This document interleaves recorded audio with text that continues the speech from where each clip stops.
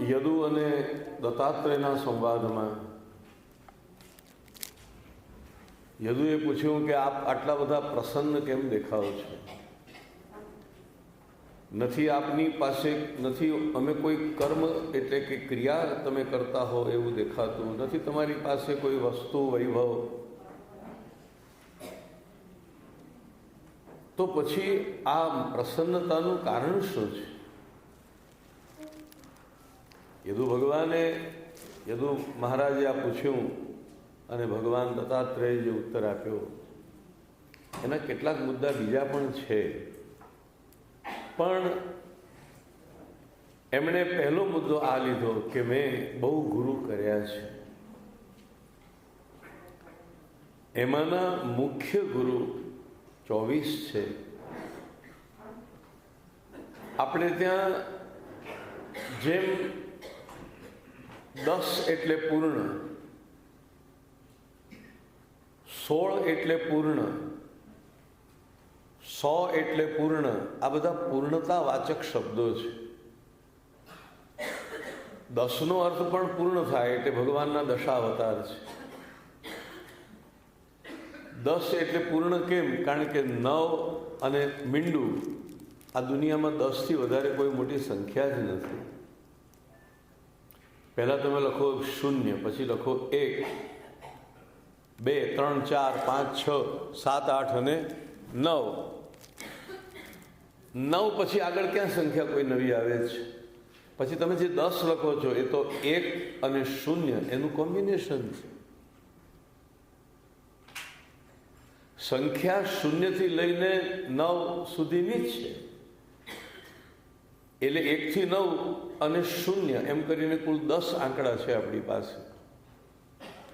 10નો પણ અર્થ છે પૂર્ણ, એટલે ભગવાનનો દશાવતાર છે.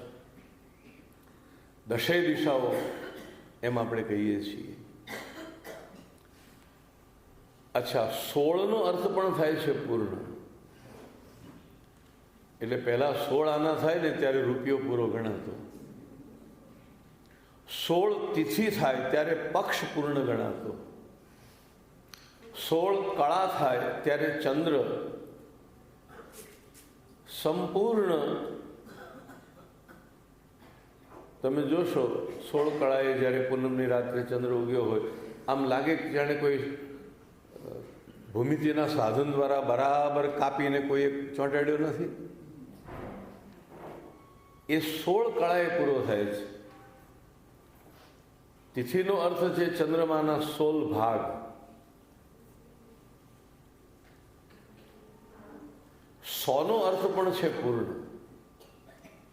એટલે કોઈને આશીર્વાદ આપીએ છીએ ત્યારે આપણે કહીએ છીએ 100 વર્ષનો થાય. એનો અર્થ એવો નહીં કે 101નો ન થાય, એનો અર્થ એવો નહીં કે 105નો ન થાય, ભલે ને થાય, પણ આશીર્વાદ શું અપાય? શતાયુ ભવ. શતનો અર્થ છે પૂર્ણ. એવી રીતે એક પૂર્ણતાવાચક શબ્દ આપણે ત્યાં છે 24. એટલે જ જૈનોના તીર્થંકર પણ 24 કહેવાયા. મંત્ર ગાયત્રીના છે એના અક્ષરો પણ 24 કહેવાયા. સાંખ્ય શાસ્ત્રમાં કપિલ ભગવાને પણ આ સૃષ્ટિના મૂળ તત્વો 24 છે એમ કહ્યું. ડુંગરે મહારાજ તો એમ કહેતા કે પરમાત્મા શબ્દનો અર્થ જ થાય છે 24. પરમાત્મા લખો એટલે 24 લખાઈ જાય. જો જે લખતા હોય તમારા કાગળમાં પરમાત્મા શબ્દ લખો.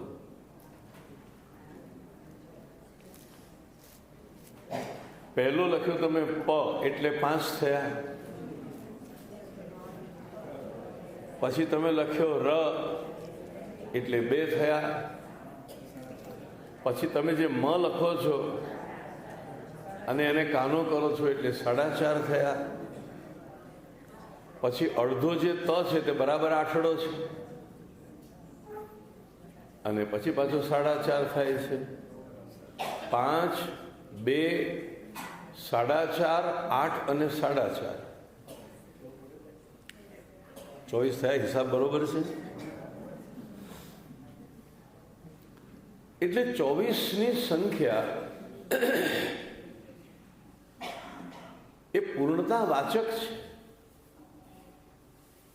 કાલે મને કોઈએ પૂછ્યું નહીં કે 24 જ કેમ, પણ કદાચ કોઈના મનમાં આવ્યું હશે એટલે મને સિગ્નલ મળ્યું. કોઈકને વિચાર મનમાં આવ્યો હશે, પૂછ્યું નહીં હોય કે 24 જ કેમ. અને ઘણીવાર લોકો આવું પૂછે તો સારી વાત છે, પણ 24નો અર્થ છે પૂર્ણ. 24 એટલે બધું. દત્તાત્રેય ભગવાને 24 ગુરુ કર્યા, એનો અર્થ જ્યાંથી પણ સંભવે ત્યાંથી બોધ મેળવ્યો છે.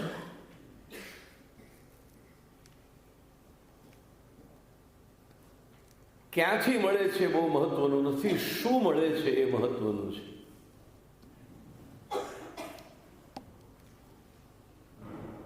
કોઈ પણ વસ્તુ પાસેથી આપણને એ ક્યાંથી આવી મહત્વનું બહુ નથી, પણ એ શું છે એ બહુ મહત્વનું છે. કદાચ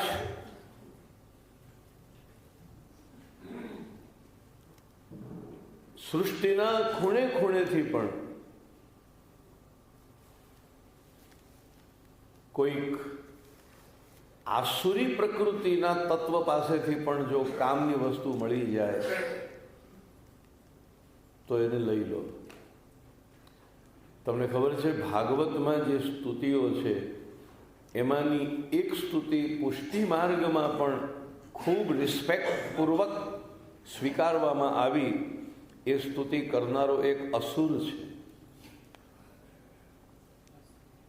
અને સ્તુતિનું નામ છે વૃત્રાસુર સ્તુતિ. હવે એમ થાય કે એક અસુરના મુખેથી નીકળેલા વાક્યોને, એમ તો પ્રહલાદની સ્તુતિ પણ છે, પ્રહલાદ પણ અસુર જ છે, હિરણ્યકશિપુનો પુત્ર છે, પણ પ્રહલાદની સ્તુતિને મહાપ્રભુજીએ, ગુસાઈજીએ પુષ્ટિ માર્ગમાં એટલું મહત્વ નથી આપ્યું કે જેના ઉપર એ ભાષ્ય કરે. જે વલ્ભાચાર્યજી ભાગવતના દશમ સ્કંદના શ્લોકો ઉપર સુબોધની વગેરેના વચનામૃત કરીને એના સુંદર ગૂઢ અર્થો પ્રગટ કરે છે, એ મહાપ્રભુજીને ગુસાઈજીએ વૃત્રાસુર ચતુશ્લોકી ઉપર પણ ટીકા પ્રગટ કરી. પહેલો બીજો ને ત્રીજો સ્કંદ લીધો સુબોધનીજીમાં, પછી સમય ન હતો એટલે તરત દશમો સ્કંદ લીધો.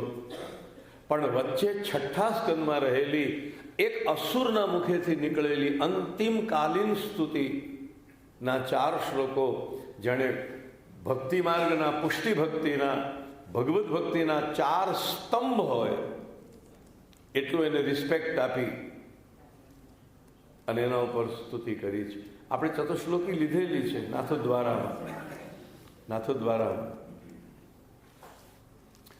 અને એમાં વૃત્રાસુર ચતુશ્લોકી અને મહાપ્રભુજીના ચતુશ્લોકી સર્વદા સર્વભાવેન ભજનીયો વ્રજાધિપ, એ ચારેમાં, એ બંનેમાં ધર્મ, અર્થ, કામ અને મોક્ષની ચર્ચા છે. તો હું કહેવા એ માંગતો હતો કે અમૃત વચન અગર કોઈ અસુરના મુખેથી પણ નીકળ્યા હોય, કોઈ માનવના મુખેથી પ્રગટ થયા હોય, કોઈ દેવના મુખેથી પ્રગટ થયા હોય, કોઈ ઋષિ આચાર્ય, તો એ વચનો જો મૂલ્યવાન હોય, એ વચનો આપણા માટે પ્રેરક હોય, તો એને અપનાવી લેવા જોઈએ. દત્તાત્રેય ભગવાનના ગુરુઓની આ 24ની શૃંખલામાં તમે જુઓ છો કે એમણે કેવાને ક્યાંથી એમણે કંઈક ને કંઈક મેળવ્યું છે. 24નો અર્થ છે આખું વિશ્વ, સમગ્ર વિશ્વ વિદ્યાલય છે, અને જીવનનો એક દિવસ એ આપણા અભ્યાસક્રમનો દિવસ છે. આ પ્રકૃતિ પણ રોજ આપણને કંઈક ને કંઈક નવું શીખવે છે. અગર શીખવું હોય તો આ આખી પ્રકૃતિ પણ ગુરુ છે. પરમાત્મા તો છે, પણ જળ પ્રકૃતિ પણ ગુરુ છે. ગૌતમ બુદ્ધના ગુરુ કોણ? ગૌતમ બુદ્ધનો એક ગુરુ છે મૃતદેહ. ગૌતમ બુદ્ધનો એક ગુરુ છે એક વાંકો વળી ગયેલો વૃદ્ધ માનવી. એને ક્યાંથી મળ્યું? સારથીને પૂછે છે, આ માણસને લોકો કેમ લઈ જાય છે? તો કે મરી ગયો છે. બુદ્ધે પૂછ્યું, મરી જવું એટલે શું? તો કે મરી જવાનો અર્થ એ છે કે બસ પછી કશું રહે નહીં. અને ક્યાં લઈ જશે? તો કે એને સ્મશાનમાં લઈને સળગાવી દેશે. બુદ્ધને કંઈ ખબર જ નથી કે મરણ એટલે શું. પૂછે છે પેલા, એ વખતે એ બુદ્ધ નથી, એ વખતે સિદ્ધાર્થ છે.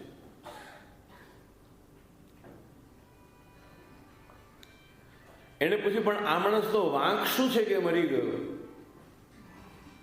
પેલા એ કહ્યું, કોઈ વાંક નથી, બસ એ જન્મ્યો છે એટલે મરે છે. બુદ્ધે કહ્યું કે જન્મ તો મારો પણ થયો છે, શું મને પણ મૃત્યુ થશે? તો કે હા મહારાજ. મને પણ સળગાવી દેશે? કે હા.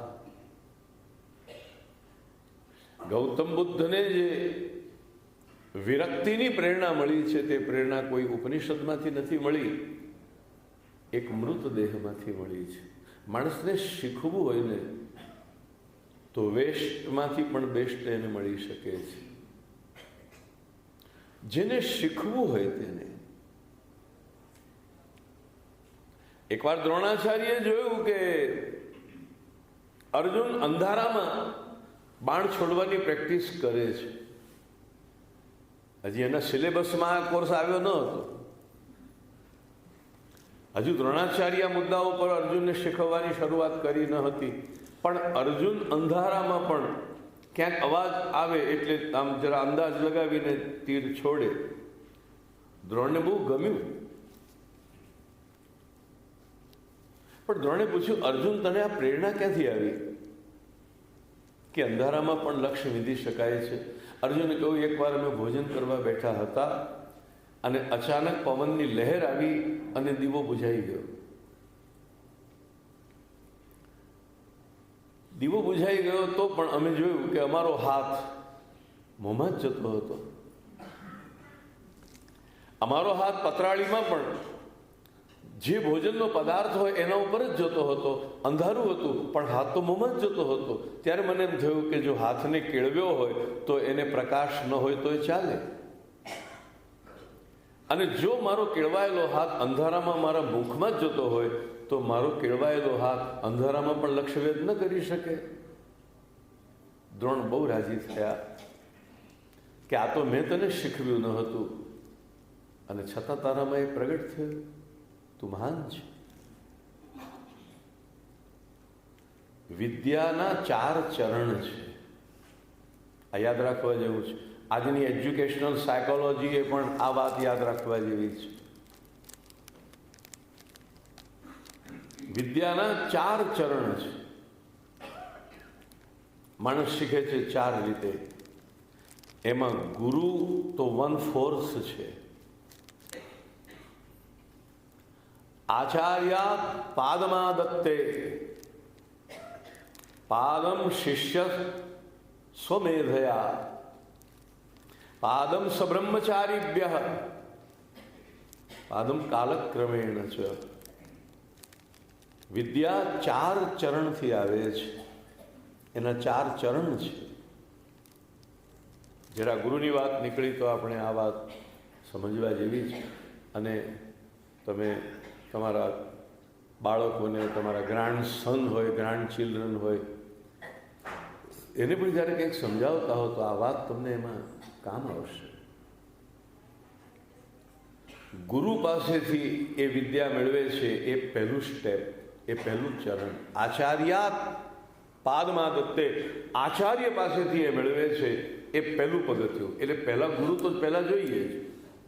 એકડો એક લખાવે છે તો ગુરુ છે. વિદ્યાનું પહેલું ચરણ છે ગુરુ પાસેથી એ વિદ્યા મળે. પણ વિદ્યાનું બીજું ચરણ છે સ્વમેધયા, પોતાની બુદ્ધિથી પણ એ શીખે છે. ગુરુએ આપેલી વિદ્યાથી શિષ્ય પોતાની મેધા, સંસ્કૃતમાં મેધા શબ્દ છે. મેધાનો અર્થ માત્ર બુદ્ધિ નહીં, પણ જે બુદ્ધિ ઘણી તીવ્ર હોય, કુશાગ્ર હોય, સાધારણ બુદ્ધિ નહીં, પણ જે બુદ્ધિ આપણને લર્નિંગ માટે બહુ ઉપયોગી થતી હોય, મેધા, તેજસ્વી બુદ્ધિ. તેજસ્વી વિદ્યાર્થી વિદ્યાનું પહેલું ચરણ તો પ્રાપ્ત કરે છે ગુરુ પાસેથી, પણ વિદ્યાનું બીજું ચરણ પોતાની જ તેજસ્વી બુદ્ધિથી મેળવે છે. એટલે ગુરુ તમને કે એના ઉપર પછી તમારે નિરાંતે બેસીને એને ડાબલીમાં બંધ નહીં કરી દેવાનું. એના ઉપર તમારે તમારી મતિ, તમારી મેધાનો પણ પ્રયોગ કરવાનો. કોઈ ગુરુ પોતાના શિષ્યને માનસિક રીતે પંગુ બનાવી દે તો એ ગુરુ સદગુરુ નથી. કોઈ ગુરુ એમ કે હું કહું એ જ વિચારો, બાકીનું બધું વિચારવાનું બંધ કરો, ચારે બાજુના બારી બારણા બંધ કરી દો, એક પણ વિચાર મનમાં ન આવવો જોઈએ, તો એ ગુરુ ઠીક ગુરુ નથી. ગુરુ તો એમ કહે છે કે હું તને જે કહું છું તે સાંભળ અને તું એના ઉપર વિચાર કર. તારી પ્રજ્ઞાની, તારી બુદ્ધિની કસોટી ઉપર પણ એને કસી જો. આ જગતમાં જેટલા મહાન આચાર્યો થયા છે, એ કોઈ આચાર્ય શિષ્યના ઉપર જ્ઞાન થોપ્યું નથી, લાદ્યું નથી. ગુરુનું કામ શિષ્યને વિચારહીન બનાવવાનું નથી. ખબરદાર આમ નજર કરી તો, ખબરદાર આમ નજર કરી તો, ખબરદાર હું કહું છું એના કરતા બીજો વિચાર કર્યો તો એ ગુરુ થોડો છે, એ તો પછી શાસક છે. ગુરુ શિષ્યને એ મુક્તિ આપે છે કે અગર મારી કહેલી વાત તને તારી મતિ પ્રમાણે, તારી મેધા પ્રમાણે ગળે ઉતરતી હોય, તને પણ મારી વાત ઉચિત લાગતી હોય તો તું સ્વીકાર. દુનિયાનો સૌથી મોટો ગુરુ કૃષ્ણ પણ અર્જુનને ગીતામાં આ વાત કહે છે. કૃષ્ણ કશું ચૂક્યા નથી. કૃષ્ણ કોઈ વસ્તુ ચૂક્યા નથી. ગીતાનો આટલો સરસ ઉપદેશ આપ્યા પછી પણ કૃષ્ણ અર્જુનના ઉપર યુદ્ધ કરવાનો નિર્ણય થોપતા નથી. જો તું યુદ્ધ નહીં કરે તો તું મારી આજ્ઞાનો ભંગ કરે છે, એવી રીતે ભગવાને વાત નથી કરી. જે લોકોએ ગીતા વાંચી છે એમને ખબર છે કે બધો ઉપદેશ આપ્યા પછી કૃષ્ણ છેલ્લે કહે છે યથેચ્છસી તથા કુરુ एतद विमृश्य अशेषेण, जो मैंने कहा उस पर तू सोच.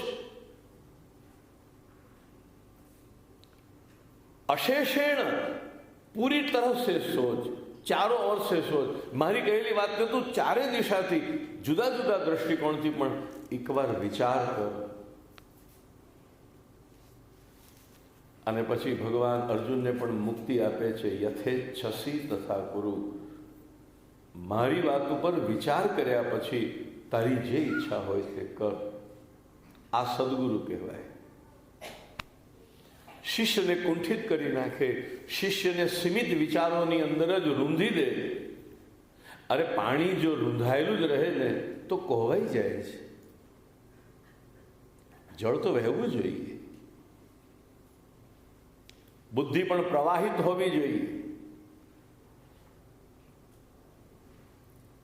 અને જે પરંપરામાં આવું કહેવામાં આવ્યું કે અમે જે કહીએ એનાથી તમારે બીજો વિચાર જ નહીં કરવાનો, ત્યાં કશો વિકાસ થયો જ નહીં, કુંઠિત થઈ ગયું બધું.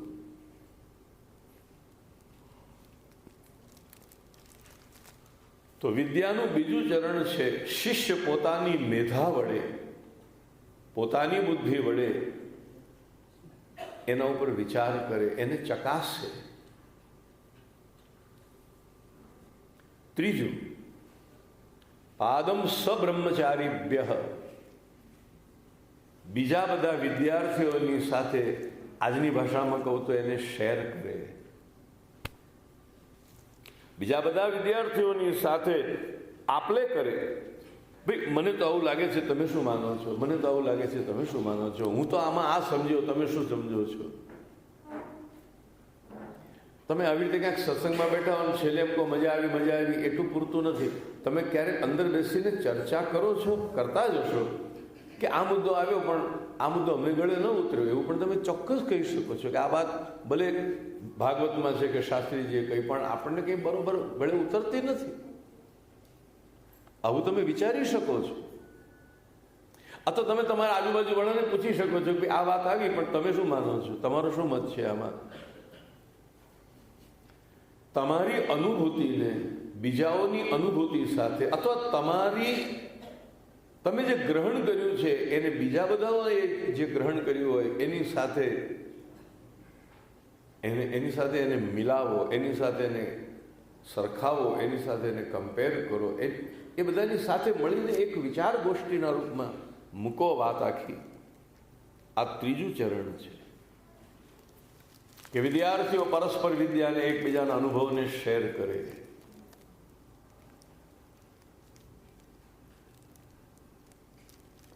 અને ચોથું, એક તો વિદ્યા પ્રાપ્ત થઈ ગુરુના પાસેથી અધ્યયન કરવાથી, બીજું એ વિદ્યા પોતાની મતિ પ્રમાણે સ્વીકારવાથી અથવા વિચારવાથી એનો હજી વધારે વિકાસ થયો.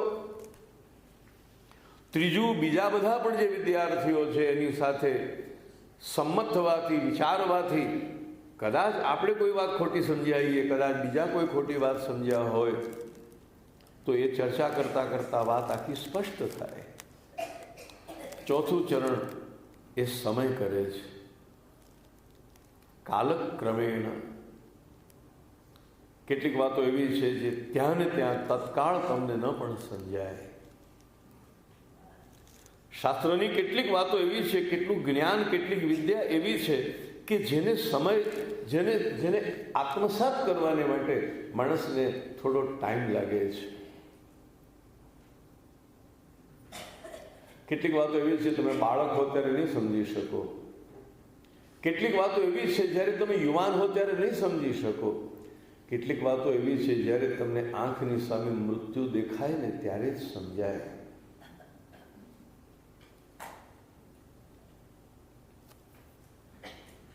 લોખંડનો આકાર બદલવો હોય તો એના ઉપર ઘણ મારવો જરૂરી છે, પણ ગમે ત્યારે ન મારી શકાય. પહેલા તો એ લોખંડને ખૂબ ગરમ કરીને નરમ બનાવવું પડે છે. એમ આધ્યાત્મિક વાતો બધાને બધા જ સમયે બધી જ રીતે સંમત થઈ જાય ને સમજાય એ શક્ય જ નથી. કેટલીક વસ્તુ કાળક્રમે સમજાય છે. 5-10 વર્ષ પહેલા તમને કોઈ માણસે ઠપકો આપ્યો હોય તો એ વખતે તમે એની સામે પ્રતિકાર કર્યો હોય, પણ 5-10 વર્ષ થાય, તમારા જીવનનો કંઈક અનુભવ, તમને કડવા મીઠા અનુભવોમાંથી તમે પસાર થયા હો, ધીરે ધીરે તમને લાગવા માંડે કે હા, કદાચ એ વાત સાચી હતી, કદાચ એ વાત યોગ્ય હતી. મા બાપ કહેતા હોય બરોબર ભણો, છોકરા બરોબર ન ભણે, પછી મોટા થાય ત્યારે સમજાય કે મા બાપનું માન્યું હોત તો સારું થાય. કેટલીક વસ્તુને સમજવા માટે સમય જોઈએ છે. કાલક્રમેણ એ ધીરે ધીરે ધીરે ક્લિયર થતું જાય છે. મળે ત્યારે તો આભાસમય હોય છે.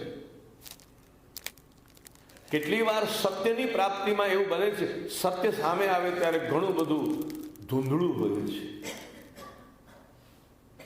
ઝાખું ઝાખું હોય છે, બરોબર ચોખ્ખું દેખાતું નથી હોતું. પછી જેમ જેમ સમય થતો જાય, સૂર્ય આકાશમાં આવતો જાય, એના કિરણોનો તાપ લાગતો જાય, ધુમ્મસ ધીરે ધીરે ઓગળતું જાય, અને જેમ જેમ ધુમ્મસ ઓગળતું જાય તેમ તેમ છબી ચોખ્ખી થતી જાય. જીવનમાં પણ એવું જ બને છે. દરેક વસ્તુને સમજવા માટે તત્કાળ શક્યતા નથી. પણ એક વાત ચોક્કસ છે કે બીજ આરોપણ થવું જોઈએ. વિદ્યાનું બીજ, જ્ઞાનનું બીજ એકવાર વવાય. તમે જાણો છો કે તમે ખેતરમાં જઈને વાવ્યા, ગોટલી વાવી આવ્યા, બીજે દિવસે તમને કેરી મળે છે?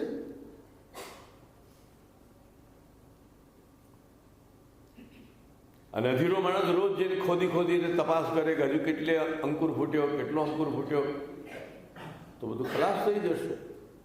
ઉગતું હશે તે પણ નહીં ઉગે.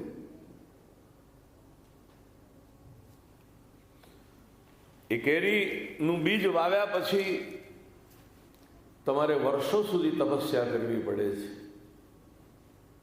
ધીરે ધીરે એમાંથી અંકુર ફૂટે છે, પછી એમાંથી છોડ થાય છે, પછી એમાંથી થડ થાય છે, ડાળીઓ ફૂટે છે, શાખાઓમાંથી પ્રશાખાઓ થાય છે, પછી કૂંપળો ફૂટે છે, પછી એમાંથી પાન લાગે છે, પાન લાગ્યા પછી પુષ્પ લાગે છે, પુષ્પ લાગ્યા પછી ફળ લાગે છે, અને ફળ પણ પાછું થોડો સમય જાય ત્યારે કાચામાંથી પાકું થાય છે, અને ત્યારે તમને મધુર રસની પ્રાપ્તિ થાય છે. આમ વાડકીમાં લઈને પૂરી સાથે તમે કેરીનો રસનો સબડકો લગાવો છો, પણ એ રાતોરાત પ્રગટ થયેલો રસ નથી. એ વર્ષોની આખી પ્રક્રિયાનું પરિણામ છે. એટલે વિદ્યાનું ચોથું પગથિયું છે કાલક્રમ. It will take time.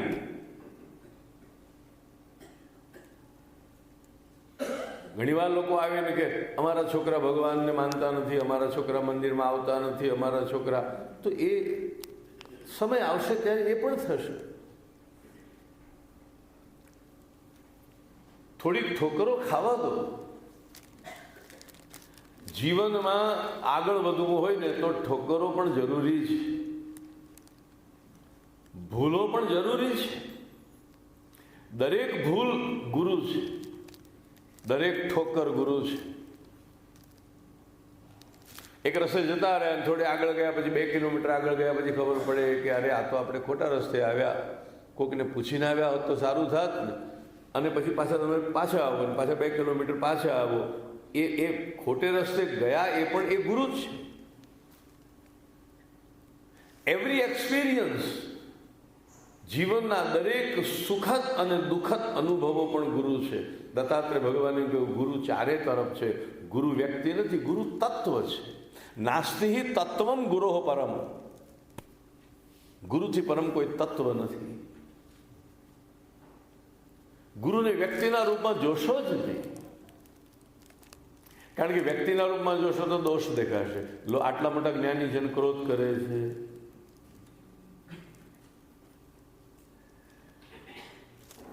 કૃષ્ણમૂર્તિનો એક પ્રસંગ છે. લંડનમાં કૃષ્ણમૂર્તિની એક મોટી આધ્યાત્મિક, કૃષ્ણમૂર્તિનું નામ સાંભળ્યું હશે મોટા ભાગના લોકોએ, જે કૃષ્ણમૂર્તિ, બહુ મોટી પ્રતિભા. તો એક આવી મોટી સરસ મજાની શિબિર હતી, અને એક પછી એક આવા આધ્યાત્મિક સત્રો ચાલે. એમાં આવું જ આમ બરોબર અહીંને સેટ થાય ને એવું જ ઉદાહરણ છે. એક બેન શિબિરમાંથી સાંજે નીકળ્યા અને કૃષ્ણમૂર્તિ એક સ્ટોરમાં આમ ટાઈ પસંદ કરતા હતા. ત્યાં એક ટાઈ લઈને આમ લગાડે, પછી ઠીક ન લાગે મૂકી દે, પછી બીજી લઈને લગાડે, પછી ઠીક ન લાગે મૂકી દે. એટલે પેલા બેનને એમ થયું કે આ વળી શું આધ્યાત્મિક જ્ઞાન આપવાના હતા. અરે જેનામાં વૈરાગ્ય હોય, જેનામાં જ્ઞાન હોય, બ્રહ્મ જ્ઞાન હોય, એને વળી ગમે તે ટાઈ હોય, એની સાથે શું લેવા દેવા. આ ટાઈની અંદર આટલા બધા ઓતપ્રોત થઈ ગયા છે, આ તો કઈ જ્ઞાની કહેવાતા હશે. એટલે મેં તમને કહ્યું કે ગુરુને વ્યક્તિ સમજશો તો તમને ખામીઓ દેખાશે. વલ્ભાચાર્યજીમાં દેખાશે, શંકરાચાર્યજીમાં દેખાશે, અરે કૃષ્ણમાં દેખાશે. એ છે માટે દેખાય છે એવું નહીં, આપણે દેખવી છે માટે દેખાશે. એટલે કોઈ દિવસ ગુરુને વ્યક્તિ સમજવાની ભૂલ ન કરશો. વ્યક્તિ તો એક પાત્ર છે. તમને કોઈ ચાંદીના વાડકામાં કેરીનો રસ લાવીને મૂકે તો તમને જે સ્વાદ આવે છે ચાંદીના વાડકાનો નથી આવતો. સ્વાદ તો આવે છે રસનો.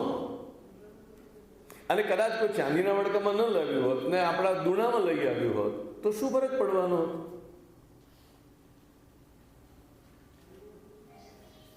મહત્વ પાત્રનું નથી, મહત્વ એની અંદર રહેલા જે એનું જે કન્ટેન્ટ છે એની અંદર એનું છે.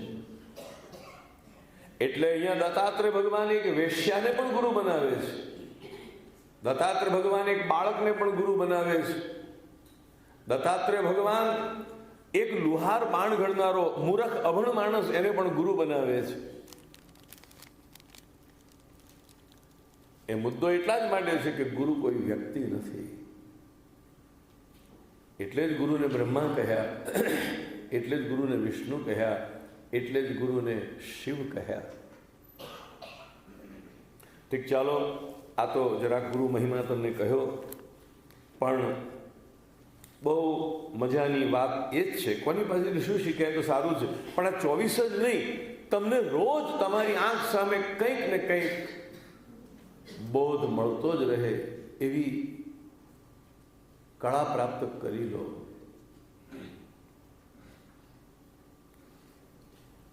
કુશળમાં કુશળ માનવી. પગરખાની એક કંપનીએ આફ્રિકામાં એના પ્રતિનિધિને મોકલ્યો અને કહ્યું કે તપાસ કરાવો કે અહીંયા બિઝનેસના ચાન્સ કેવા છે. પ્રતિનિધિએ જઈ આફ્રિકાના જંગલમાં જઈને સર્વે કર્યો અને ત્યાંથી પત્ર લખ્યો, જરાય સ્કોપ નથી. કેમ? તો કે અહીંના લોકો ચંપલ પહેરતા જ નથી. અહીંયા ચંપલ પહેરવાનો રિવાજ જ નથી. અહીંયા આપણો શું ધંધો ચાલવાનો છે? કંપનીએ માણસે પાછો બોલાવી લીધો.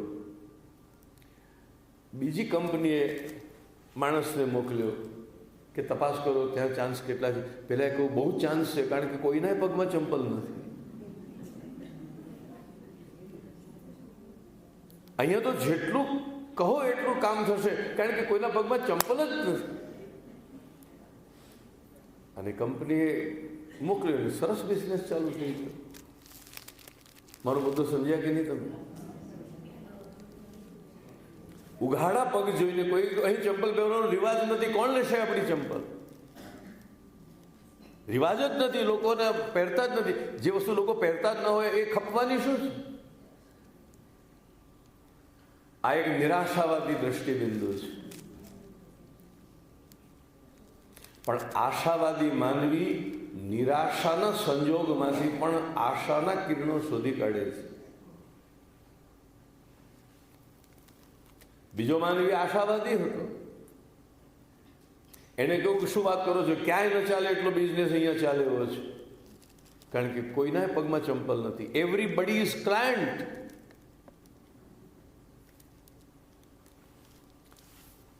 આપણા જીવન માટે પણ આપણો આ જ અભિગમ હોવો જોઈએ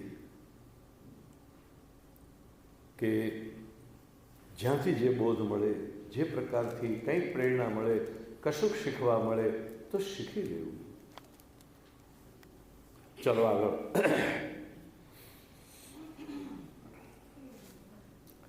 ક્યાં સુધી આવ્યા હતા આપણે? સૂર્ય. છેલ્લે સૂર્યને ગુરુ બનાવ્યા હતા. સૂર્યના કિરણો પાસેથી એ લીધું કે સૂર્ય જે કંઈ હોય ગુણ દોષવાળું એને ગ્રહણ કરી લે છે. આપણે કાલે સાયકલની છેલ્લે વાત કરી કે સમુદ્ર ઉપરથી કિરણો, સમુદ્ર ઉપરથી જળ લે છે અને પર્વત ઉપર વૃષ્ટિના રૂપમાં ઉતારી દે છે, પાછું એ જળ પાછું આવે છે વગેરે. સૂર્યનો એક બીજો ગુણ એ છે કે જમીન ઉપર પડેલી કોઈ પણ વસ્તુનું એ શોષણ કરી લે છે. ગંગાજળ પડ્યું હોય તો સૂર્યના કિરણો એને પણ શોષી લે છે. મળમૂત્ર પડ્યા હોય તો એને પણ એ શોષી લે છે. જેમ સૂર્યની દ્રષ્ટિમાં પવિત્ર અને અપવિત્ર એવો કોઈ ભેદ નથી, એવી કોઈ ભેદ બુદ્ધિ નથી, એમ બ્રહ્મજ્ઞાની મનુષ્ય આ સારો છે ને આ ખરાબ છે એવી પણ ભેદ બુદ્ધિ જગતના કોઈ પણ માનવી કે પ્રાણી માટે રાખવી ન જોઈએ. સૂર્યનો સમભાવ છે, અને સમભાવનો અર્થ આ જ છે કે જે પ્રવાહી પડ્યું છે એને શોષી લે છે. એ સારું છે કે નરસું છે એની સાથે એને કંઈ વાંધો નથી.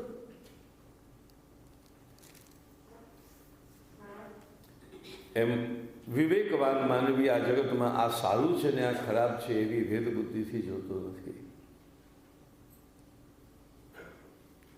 તમે એવી દ્રષ્ટિથી પણ જોઈ શકો છો કે બધા ખરાબ છે, તમે એ દ્રષ્ટિથી પણ જોઈ શકો છો કે બધા સારા છે, તમે એ દ્રષ્ટિથી પણ જગતને જોઈ શકો છો કે કશુંય સારું નથી ને કશુંય ખરાબ નથી.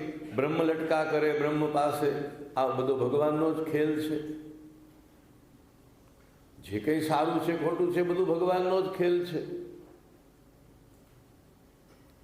તો સૂર્ય ભગવાન પાસેથી શીખ્યો છું હું સમભાવ. ચંદ્રના કિરણો ચાંડાળના ઘરમાં પણ પ્રકાશ આપે છે અને રાજાના ઘરમાં બ્રહ્મજ્ઞાની તેજસ્વી ઋષિના ઘરમાં પણ પ્રકાશ આપે છે. ચંદ્ર સૂર્ય પાસેથી હું શીખ્યો છું સમભાવ. ત્યાં એમની પાસે કોઈ ભેદ બુદ્ધિ નથી. પછીની જે વાત છે 8મો પ્રસંગ, એમાં તો જરા લંબાણથી દત્તાત્રેય ભગવાને એક રૂપક કથા કહી છે જે આપણા બધાની જીવન કથા છે, આપણી લાઈફ સ્ટોરી છે. ઘર ઘરની કહાની નહીં, વ્યક્તિ વ્યક્તિની આ કહાની છે. અને તે પણ હું તમને કહું કે તત્કાળ આજે ને આજે હમણાં ને હમણાં સમજાઈ જાય એવું ન પણ બને. કાલક્રમે કથા એવી છે, નાતિ સ્નેહ પ્રસંગો વા કર્તવ્ય ક્વાપી કેનચિત કુર્વન બિંદેત સંતાપમ કપોત ઇવ દીન દીહિ. થોડું કઠોર લાગે એવું વાક્ય છે. દત્તાત્રેય ભગવાન કહે છે અતિશય સ્નેહ કોઈની સાથે પણ ન કરવો.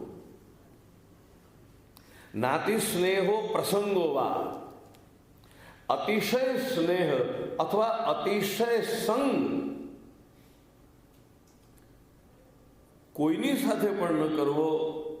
એ હું કબૂતર પાસેથી શીખ્યો છું, કપોત પક્ષી પાસેથી શીખ્યો છું. પછી એમણે આખી કથા કહી કે કબૂતર હતો, પછી એના લગ્ન થયા કબૂતરી સાથે, બંનેના ગૃહસ્થાશ્રમ ચાલ્યો. જો આ માનવીની જ કથા છે, એ નામ આપે છે કબૂતરનું. આખી માનવ જાતિની કથા છે. પછી એના લગ્ન થયા, બંનેનો એકબીજામાં ખૂબ પ્રેમ, સાથે બેસે ઉઠે હરે ફરે. પેલી કબૂતરી પણ જે વસ્તુ માંગે તે પેલો બધું લાવી આપે. એકબીજાની સાથે રહેતા પછી એને ગર્ભ રહ્યો, એને ઈંડા મૂક્યા, એમાંથી બચ્ચા થયા. બચ્ચા પણ ખૂબ પ્રેમથી મા બાપ ઉછેરવા લાગ્યા. એક દિવસ આ કબૂતર અને એની પત્ની ક્યાંક બહાર ચારો ચણવા ગયા હશે, એટલામાં એક પારધી આવ્યો અને પારધીએ જાળ બિછાવી દીધી. પેલા ભોળા નાદાન બચ્ચાઓને કંઈ સમજ ન પડે એટલે પારધીની જાળમાં ફસાઈ ગયા. તરફડે છે પણ બહાર નીકળી શકતા નથી. એટલામાં કબૂતરી આવી અને એણે પણ પોતાના બચ્ચાઓને પારધીની જાળમાં ફસાયેલા જોયા. એ પણ ખૂબ રોવા લાગી, ખૂબ દુઃખી થઈ ગઈ. બચ્ચાને છોડાવવાને માટે એ પણ જ્યાં અંદર આવી તો એ પણ ફસાઈ ગઈ. આ બધા તરફડી રહ્યા હતા ત્યારે છેલ્લે પેલો કબૂતર પણ આવ્યો. એણે પોતાની પત્નીને, એને પોતાના સંતાનોને, આ બધાને જાળમાં ફસાયેલા જોયા એટલે ખૂબ પીડા થઈ. એણે વિચાર કર્યો કે જો આ બધા જ મરી જવાના હોય તો હું જીવીને શું કરું? અહો મે પશ્યત અપાયમ અલ્પ પુણ્યસ્ય દુર્મતે અતૃપ્તસ્ય અકૃતાર્થસ્ય ગૃહસ્ત્રૈવર્ગિકો હતઃ. મારો આખો પરિવાર જ્યારે નષ્ટ થઈ રહ્યો છે, આ પત્ની વિના, આ સંતાનો વિના હું જીવીને શું કરીશ? આખરે એણે પણ પારધીની જાળમાં છલાંગ મારીને પોતાની જાતને પણ હોમી દીધી. પારધી રાજી થતો થતો બધાને લઈને ત્યાંથી નીકળી ગયો. દત્તાત્રેય ભગવાન કહે છે, આ આખું દ્રશ્ય હું જોતો હતો. મેં જોયું કે પેલા બચ્ચા તો જાણે અજ્ઞાની હતા, મૂઢ હતા, એટલે એ જાળમાં ફસાઈ ગયા. બચ્ચાઓનું જાળમાં ફસાઈ જવાનું કારણ તો અજ્ઞાન છે, પણ એની માતા કેમ ફસાઈ? માતાને તો ખબર હતી કે આ પારધીની જાળ છે. એ ફસાઈ ગઈ છે સંતાનના મોહના કારણે. અરે મારા બચ્ચાઓનું આ હાલત થઈ ગઈ તો હું શું કરું? એના માટે પણ એ અંદર પડી, પણ એ અંદર જાળમાં પડવાથી એના બચ્ચાઓને એ બહાર તો કાઢી શકતી નથી. કોઈ લેવા આવ્યો તો કહી છે, તું એને મૂકી દે, મને લઈ જા, તો ઠીક હતું. તું એનો પ્રાણ ન લે, મારા સંતાનના પ્રાણ ન લે, તું મારા પ્રાણ લઈ જા. એવો કોઈ વિકલ્પ હોત તો બરાબર હતો કે પોતાની જાતને હોમી દે પણ સંતાનને બચાવી લે, પણ એવું તો હતું ને. સંતાનના મોહના કારણે એ માં પણ એની અંદર ડૂબી ગઈ. સંતાનો તો અજ્ઞાની હતા એટલે અંદર જાળમાં ફસાયા. માં અજ્ઞાની ન હતી છતાંય જાળમાં ફસાઈ. આ મોહની અંધ અવસ્થાનું વર્ણન છે. મેં ક્યાંક પુસ્તકમાં એક વાત સરસ વાંચી હતી, આમ હૃદયને અડકી જાય એવી વાત, કે ધૃતરાષ્ટ્ર તો અંધ હતો, એટલે એને દેખાતું ન હતું કે એના સંતાનો અધર્મના માર્ગે જઈ રહ્યા છે. પણ કમસે કમ ગાંધારીએ તો આંખ ખુલ્લી રાખવાની જરૂર હતી. અગર જો ગાંધારીએ પણ આંખ ઉપર પાટા ન બાંધ્યા હોત તો એને દેખાયું હોત કે એના સંતાનો અધર્મના માર્ગે જઈ રહ્યા છે. કદાચ એણે દુર્યોધન વગેરેને બચાવી પણ લીધા હોત. પણ પિતા તો આંધળો, માં પણ આંધળી થઈ ગઈ. અને પિતા તો દુર્ભાગ્યથી અંધ હતો, માં સ્વેચ્છાથી અંધ થઈ. ઘણીવાર આપણે આપણા પરિવારમાં, આપણા સંતાનોમાં, આપણા સ્વજનોમાં ક્યારેક આપણે આંખે પાટા બાંધી દઈએ છીએ. પછી ઘણીવાર બોલીએ પણ ખરા, દેખોય નહીં ને દાઝવું પણ નહીં.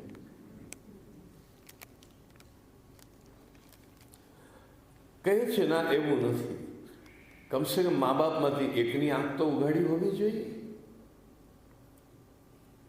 કમસે કમ બેમાંથી એકાદ વ્યક્તિ તો પથ પ્રદર્શક હોવી જોઈએ.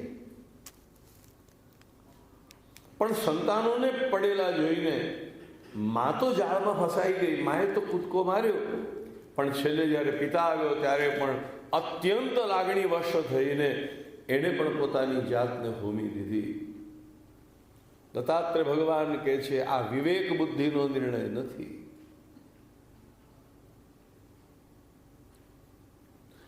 વિવેક બુદ્ધિનો નિર્ણય નથી. બિલ્વમંગળની કથા છે કે એક સ્ત્રીમાં એને ખૂબ મોહ હતો.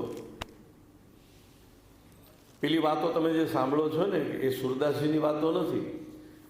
એને મળવા જવું હતું તો રસ્તામાં નદીમાં બહુ પૂર આવ્યું હતું, તો એને મળદું લાકડું સમજીને પૂરના આધારે સામે પાર પહોંચી ગયો. એ સ્ત્રીના ઘર આગળ બારણું ખખડાવે તો અવાજ ન જાય એટલા માટે દોરડું પકડીને ઉપર ચડી ગયો. પછી એને ખબર પડી કે આ દોરડું ન હતું, આ તો સર્પ હતો.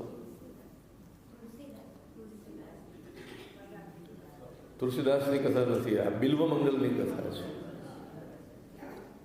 તુલસીદાસની કથા થોડી જુદી છે. તુલસીદાસજીને પત્નીમાં બહુ આસક્તિ હતી. એની પત્નીનું નામ હતું રત્નાવલી. તુલસીદાસજીની પત્નીનું નામ હતું રત્નાવલી. પણ પત્નીની પાછળ એમને ખૂબ આસક્તિ. એક દિવસ પણ એના વિના રહી ન શકે. એક દિવસ એ સ્ત્રી કંટાળી ગઈ અને ગઈ એના પિયર.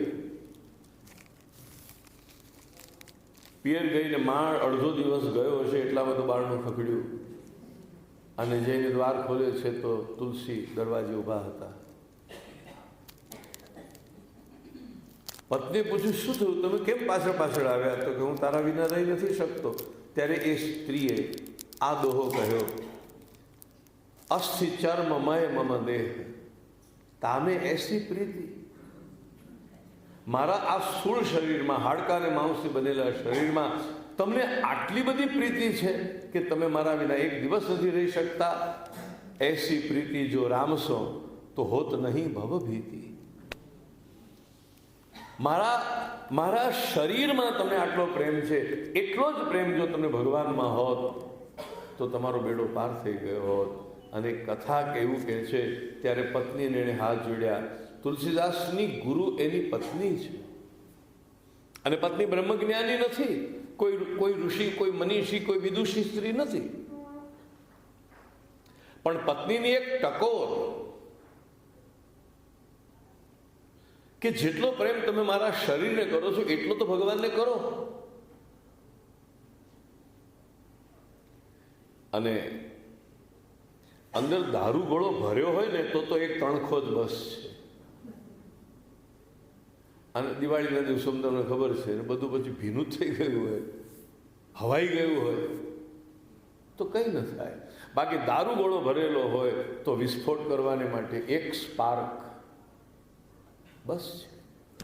અને દારૂ ગોળો તો હતો ભરેલો તુલસીદાસમાં, સુરદાસમાં, આ બધામાં. દરવાજા આગળ જ પત્નીને પ્રણામ કર્યા અને કહ્યું, તું મારી ગુરુ,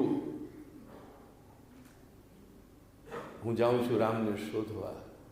અને આ સ્ત્રીએ, આ પત્નીએ આ માણસને જો મેણું ન માર્યું હોત તો આપણને સંત તુલસીદાસ ન મળ્યા હોત, રામચરિત માનસ ન મળ્યું હોત. એટલે દરેક દુર્ઘટનાની પાછળ પણ શુભ સંકેતો હોય છે. આપણે બાવરા બની જઈએ છીએ, વ્યાકુળ બની જઈએ છીએ અને નિર્ણય નથી કરી શકતા. બાકી યાદ રાખજો, દરેક દુઃખ પાછળ, દરેક દુર્ઘટના પાછળ, દરેક અમંગલની પાછળ કંઈક મંગલ છુપાયેલું જ હોય છે. પણ એ પરિણામ આવે ત્યારે ખબર પડે છે. તમે મોંમાં નાખો ત્યારે ખબર ન પડે કે ઝેર છે કે અમૃત છે, પણ તમે નિરોગી થઈ ગયા તો ખબર પડે કે અમૃત છે. વસ્તુનો મહિમા તો એના પરિણામથી સમજાય છે ને. અને એ કઠોર શબ્દ, એ મહેણું પણ, ધ્રુવની કથા લો, કેટલા બધા ઉદાહરણો છે. નરસિંહ મહેતાની કથા લો, તુકારામ એકનાથની કથા લો. નરસિંહ મહેતાને ભાભીએ મહેણું માર્યું, મીરાની બધાએ નિંદા કરી હતી. આ જેટલા લોકો ભગવાન તરફ ગયા છે ને, એ સંસારની ઠોકર ખાઈને જ ગયા છે. સંસારે એમને ઠુકરાવ્યા છે, અને એક દિવસ એવો આવ્યો એમણે આખા સંસારને ઠુકરાવી દીધો છે. આ બધાએ ઠોકર ખાધી છે.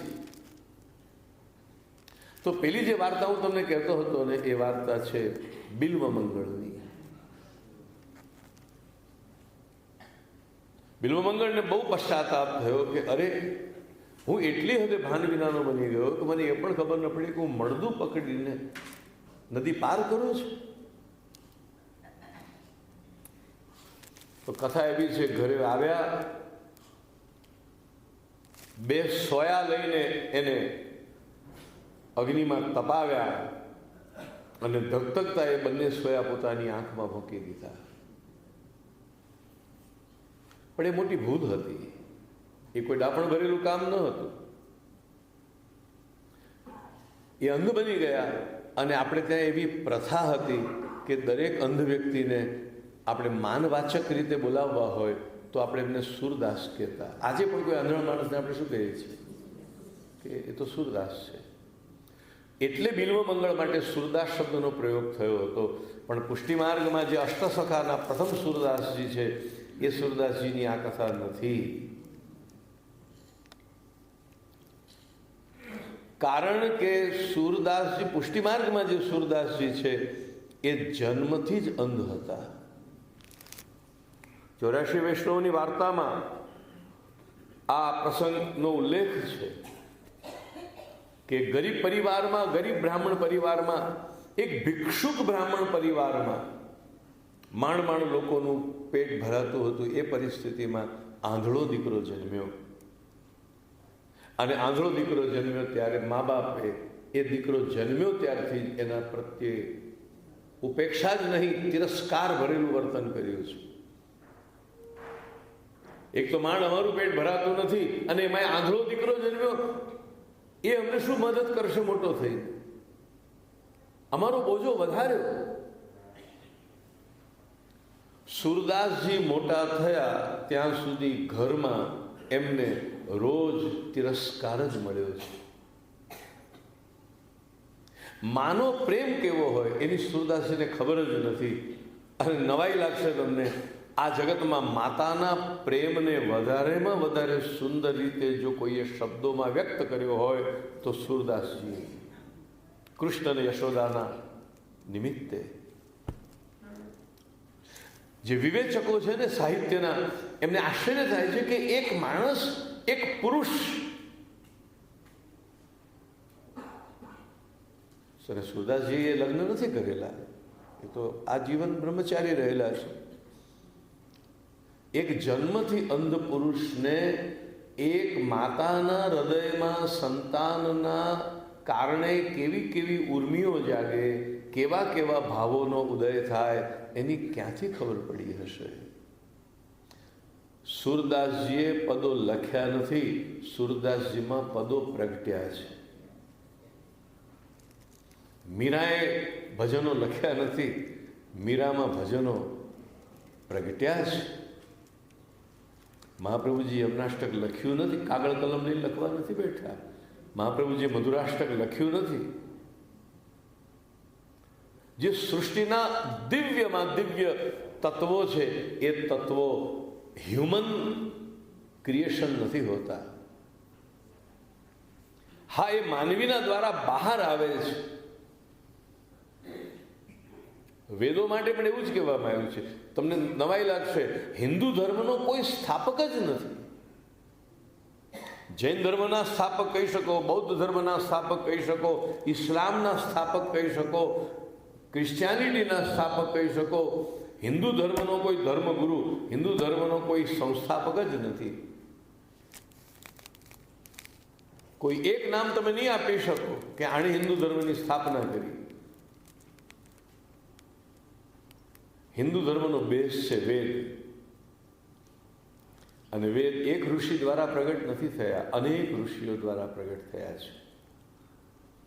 અને જે ઋષિઓ દ્વારા વેદ પ્રગટ થયા છે તે ઋષિઓએ પણ એમ કહ્યું છે કે અમે આ બધા મંત્રોના લખનારા નથી, અમે આ બધા મંત્રોના કવિઓ નથી, અમે કવિ નથી, અમે લેખક નથી, અમે માત્ર છીએ સાક્ષી.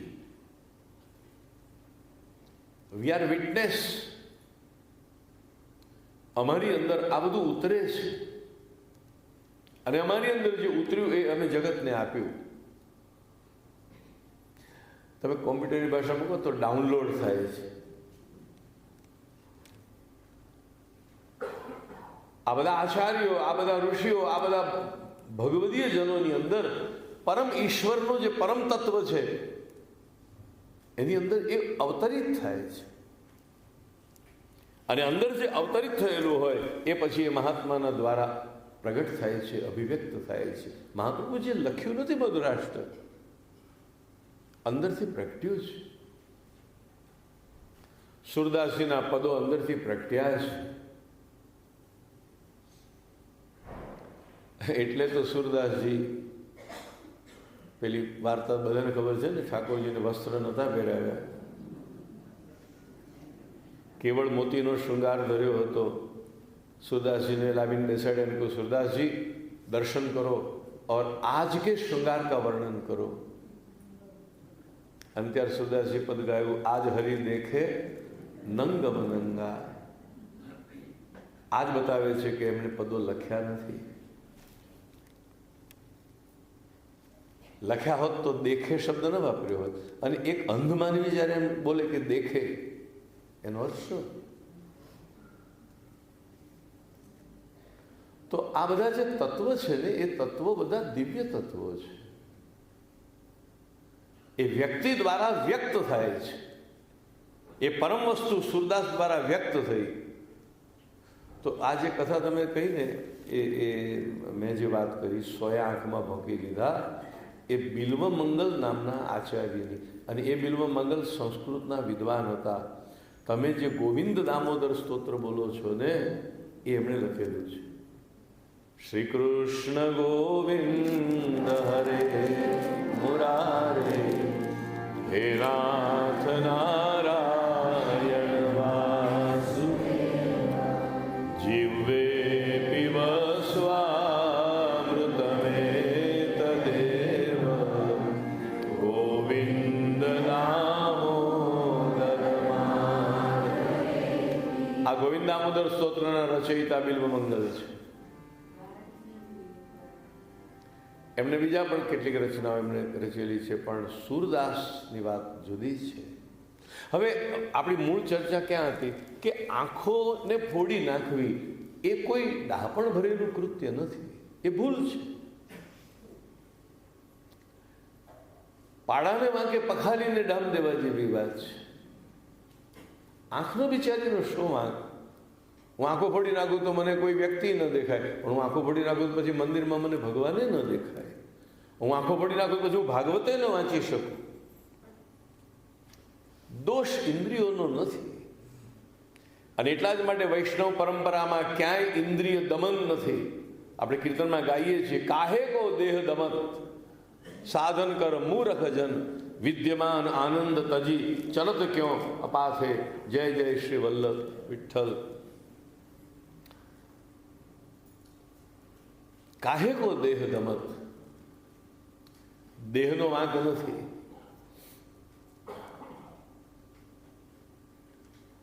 ઘોડાઓનો વાંક નથી, રથનો વાંક નથી. હવે તમારી ગાડી કદાચ ભૂલથી બીજા રસ્તા ઉપર જતી રહી તો નીચે ઉતરીને ગાડીને કાચ ભાંગી નાખશું.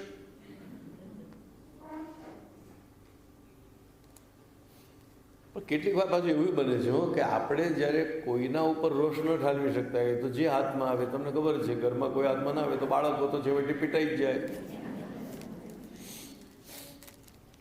છોકરાને નવાઈ લાગે કે આવે રોજ અમે તો કૂદીએ છીએ, મમ્મી ખેંચાતી નથી, ને આજે કેમ એકદમ આવીને મને ફટાફટ લગાવવા માંડી. એને ખબર નથી કે તો ક્યાંય નથી કાઢી શકતી, એટલે મારા ઉપર કાઢે છે.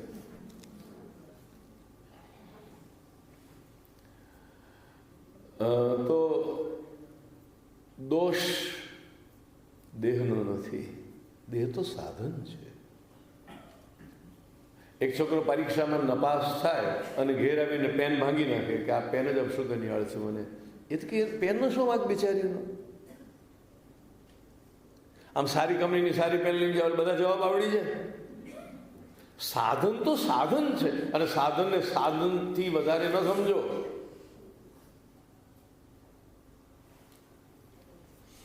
શરીર સાધન છે. અગર વાંક હોય તો મનનો છે. એટલા માટે કબીર આપણા ભગવાન દત્તાત્રેય કહે છે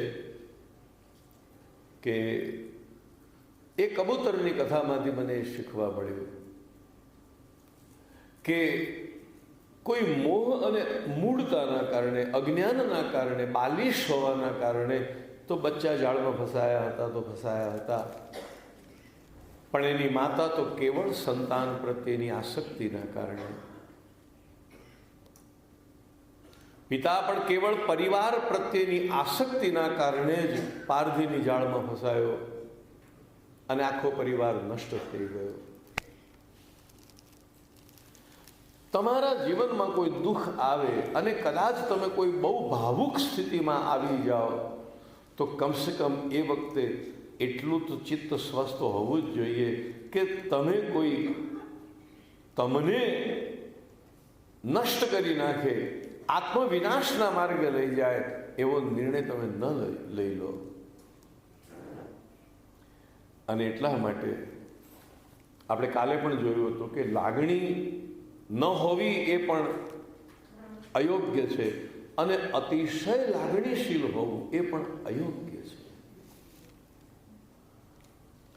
હું તો મારી ભાષામાં સમજાવું, દાળમાં મીઠું ન હોય તો એ દાળ નહીં સારી, પણ છતાંય કદાચ બહુ મોડી દાળ ડૉક્ટરે ના પડી હોય, બ્લડ પ્રેશર હાઈ હોય તો શું કરશો?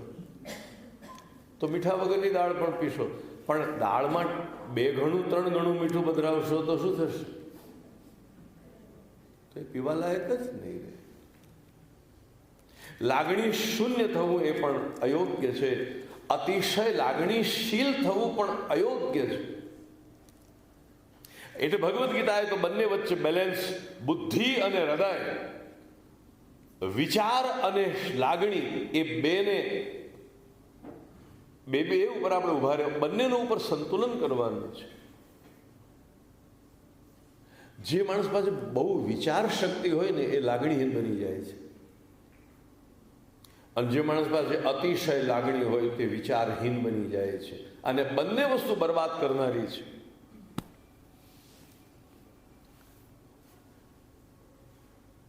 આપણા જીવનમાં પણ આ ન બને એનું આપણે ધ્યાન રાખવું. ત્રાજવું સંતુલિત રહેવું જોઈએ. એક પક્ષ છે બુદ્ધિ અને બીજો પક્ષ છે હૃદય. હેડ અને હાર્ટ, આ બેમાં સંતુલન હોવું જોઈએ. ભગવાને એ બધું પણ બતાવ્યું છે. તો અતિશય ભાવાભુકતા આખા પરિવારને નષ્ટ કરનારી થઈ ગઈ. એ ઉદાહરણ એમણે કપોત પક્ષી દ્વારા આપ્યું છે. યમ પ્રાપ્ય માનુષમ લોકમ મુક્તિ દ્વારમ વાવૃતમ. પછી આપણે દત્તાત્રેય ભગવાન એક સરસ વાત કરે છે આ ઉદાહરણ પૂરું કરતા, કે પેલો તો કબૂતર હતો, એ તો કબૂતર હતો, પણ આપણને જે માનવ શરીર મળ્યું છે એ તો મુક્તિનું દ્વાર છે. યમ પ્રાપ્ય માનુષમ લોકમ મુક્તિ દ્વારમ અપાવૃતમ.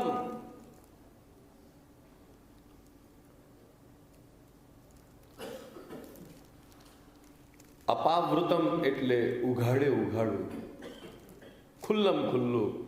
મુક્તિ દ્વારમ અપાવૃતમ, નથી એને કોઈ દરવાજા બંધ કરેલા, નથી એના ઉપર કોઈએ હેન્ડલ મારેલું, નથી કોઈ એના ઉપર તાળું મારેલું.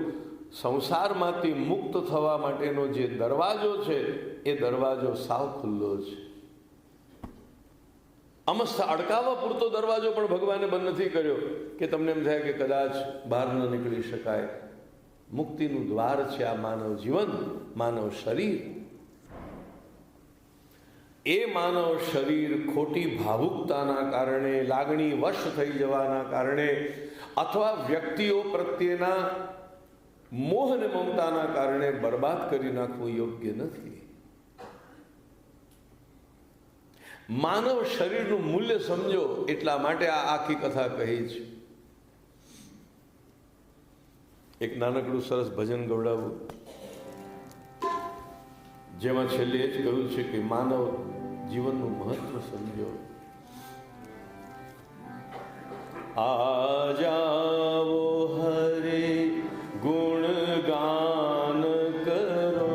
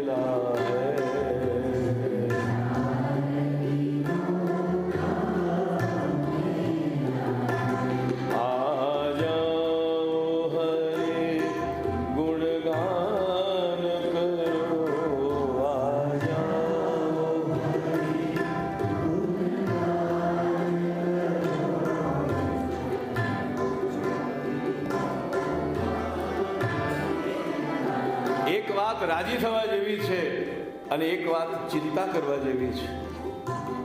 રાજી થવા જેવી વાત એ છે કે આપણને માનવ શરીર મળ્યું છે. ચિંતાની વાત એ છે કે ખબર નહીં ક્યાં સુધી ટકશે. મળ્યો છે દિવ્ય અવસર, પણ ખબર નથી કે આપણે આ શરીરને ક્યાં સુધી,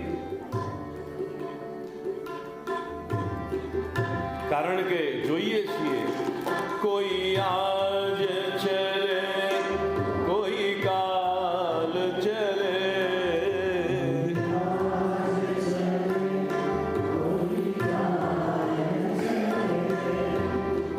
કોઈ ક્યાં રહેવાનું છે કાયમ.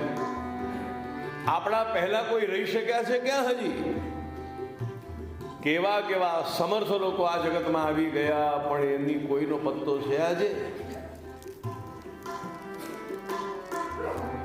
બાદશાહ અકબર, શહેનશાહ એલેક્ઝાન્ડર સિકંદર, રાજા ભોજ, પાંડવો, ધરતીને ધ્રુજાવી નાખે એવા દિગ્ગજ સમ્રાટો, આજે કોઈની હસ્તી નથી. આઠો નોબત બાજતી હોત 36 રાગ, 100 મંદિર ખાલે પડે બેઠ ન લાગે કાગ. મને કબીરનો દોહો યાદ આવ્યો જ્યારે હું દિલ્હીમાં અને ફતેહપુર સિકરીમાં અકબરના દીવાને આમ અને દીવાને ખાસ જોવા ગયો ત્યારે રાજા અકબરનું તેડું આવ્યું હોય તો મળવા જનારો માનવી અંદરથી કેટલો ફફડતો હોય કે બાદશાહ મને કેમ બોલાવે છે. આઠો નોબત બાજતી, આઠો નોબત એટલે જેમ શ્રીનાથજીમાં ચોઘડિયા વાગે છે ને સવારથી સાંજ સુધી, એમ આ રાજાઓના મહેલમાં પણ ચોઘડિયા વાગતા. મંગલાના, શૃંગારના, ગ્વાલના. आठो नौबत बाजती और होत 36 राग. સવારથી સાંજ સુધી 36 રાગો ગવાતા, એટલે કે નાચ ગાન મુજરા થતા, કેટલા કેટલા બધા અદ્ભુત ઉત્સવો થતા. 100 મંદિર ખાલી પડે, એ દીવાને આમ દીવાને ખાસ, એ લાલ કિલ્લા કે જે કોઈ હોય, હવેલીઓ મોટી, તમે ઉદયપુરમાં જાઓ, જયપુરમાં જાઓ, ચિત્તોડમાં જાઓ, મોટી મોટી હવેલીઓ. 100 મંદિર ખાલી પડે और बैठन लागे काग. આ જગતમાં કોઈ વસ્તુ સ્થાયી નથી. આપણે પણ આજે છીએ, કાલે નહીં રહીએ. કોઈ આજ ચલે કોઈ કાલ ચલે,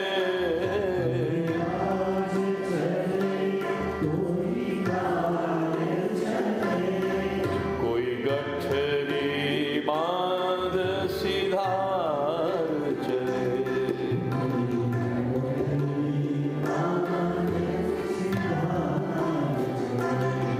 કોઈ ખડા તૈયાર અકેલા હૈ,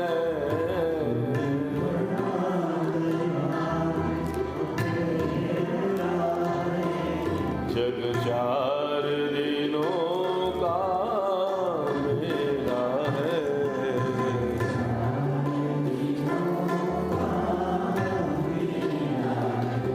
आ जाओ हरि गुणगान करो,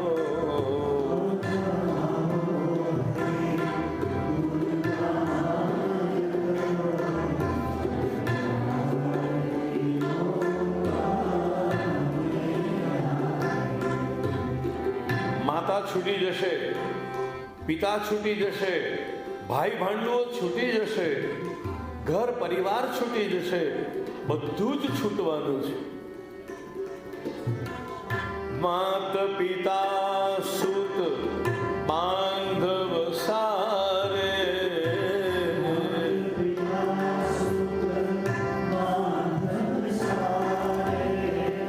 માત પિતા સુત બાંધવ સારે,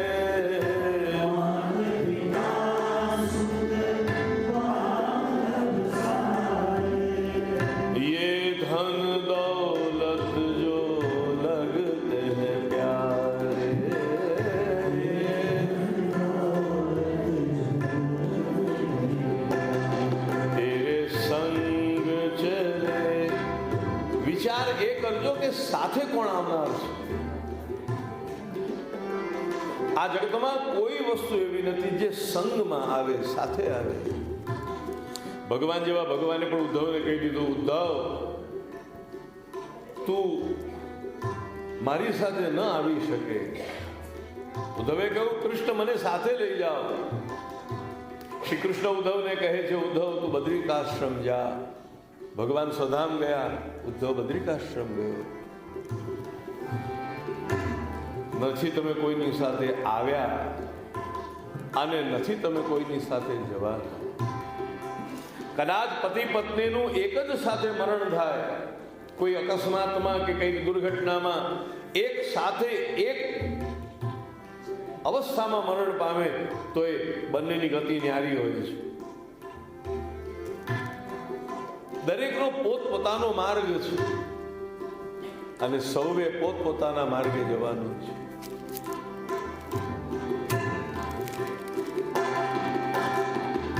માત પિતા સુત બાંધવ સારે,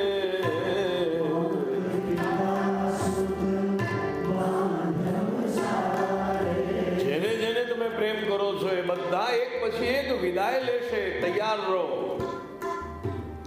માતા જશે, પિતા જશે, કુટુંબ, ભાઈ, કબીલા, એક નહીં એકે એક વસ્તુ જવાની છે. કારણ કે આનું નામ જ છે સંસાર. અને સંસારનો અર્થ જે છે જે સર્યા કરે, જે સર્યા જ કરે, જે સરતો જ રહે, જે જરાય સ્થિર નથી, એનું નામ સંસાર છે. આ સંસાર ચગડોળ છે અને ચગડોળ સ્થિર ન હોય તો ફર્યા જ કરે.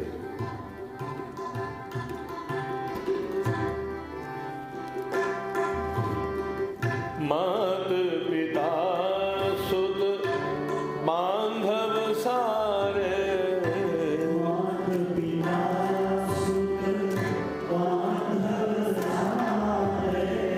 ये धन दौलत जो लगते हैं प्यारे.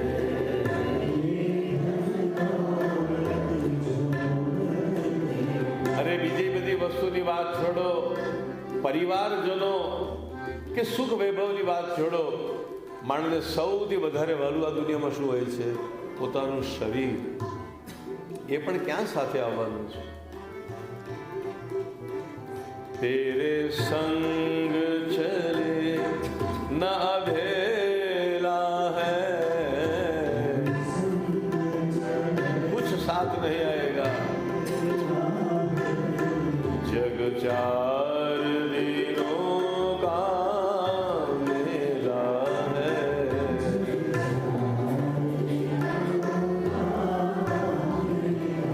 એટલે હું ઘણી વાર કથામાં કહું છું કે વસ્તુ કરતા વ્યક્તિને વધારે મહત્વ આપો. કારણ કે વસ્તુનું તો કોઈ, વસ્તુમાં તો કોઈ લાગણી હોતી જ નથી. જે ટીવીની સાંજે, રોજ સાંજે જે ટીવીની સામે તમે કલાકોના કલાક નિયમિત રીતે એટેન્ડ કરો છો, એ એન્ટરટેન કરીને આપણે એટેન્ડ કરીએ. એ જઈએ ત્યારે સાથે આવવાનું ખરું.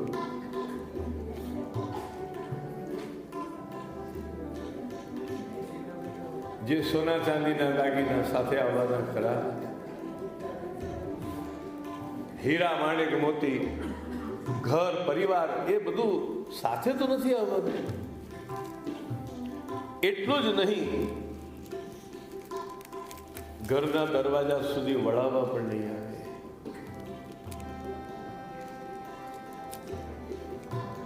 આ ઘરના જે પદાર્થો છે ને બધા, એનામાં તો લોયલ્ટીની વાત જ ન કરવી. કેમ? તમારા ઘરમાંથી કોઈ ટીવી ચોરીને લઈ જાય તો એના ઘરમાં ચાલુ કરે તો ચાલુ થઈ જ જાય. તમારો મોબાઈલ કોઈ ચોરીને લઈ જાય તો એમ ના કે આ માલિક નથી એટલે હું વર્ક નહીં કરું, એ એનામાં ચાલુ થઈ જાય.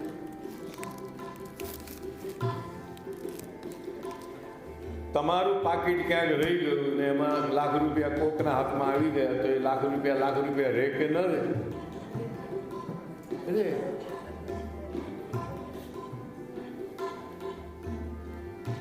વસ્તુમાં તો કદી વફાદારી હોતી જ નથી. જે રૂપિયાની નોટ ગઈકાલે બીજાના હાથમાં હતી તે આજે આપણા હાથમાં આવે છે, ને આજે આપણા હાથમાં છે કાલે પછી બીજાના હાથમાં આવશે. એટલે વસ્તુને મહત્વ તો આપશો જ નહીં. એના કરતા વ્યક્તિઓ સારી કે કમસે કમ આપણને નથી કરતા. આપણે આમ સગા સંબંધી હોય તો કમસે કમ છેલ્લે દાડે ભેગા થાય, આપણે નવડાવે દોવડાવે, સારા સારા કપડાં પહેરાવે, સરખી રીતે બાંધે.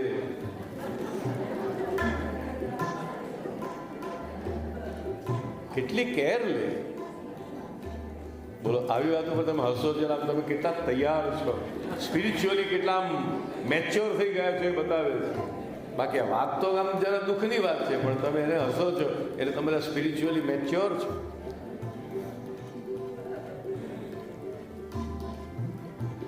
અને પછી ગમે એટલું વાહન હોય આપણી પાસે તો એ ખભા ઉપર મૂકીને આપણે લઈ જાય.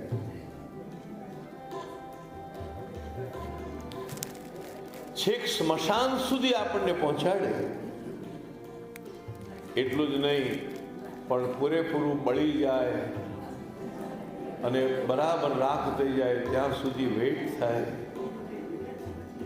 આટલી વફાદારી ઘરની જડ વસ્તુઓમાં નથી. મારો મુદ્દો સમજજો. વસ્તુ અને વ્યક્તિમાં વસ્તુને એટલું મહત્વ ના આપો જેટલું વ્યક્તિનું છે. વ્યક્તિમાં કંઈક છે, વસ્તુમાં શું છે? વસ્તુ તો વસ્તુ છે, એ તો જડ છે. તમારા બાળકે 5 રૂપિયા પાડી નાખ્યા અને તમે ઘેર આવે થપ્પડ મારી, તમે ભારે ભૂલ કરો છો.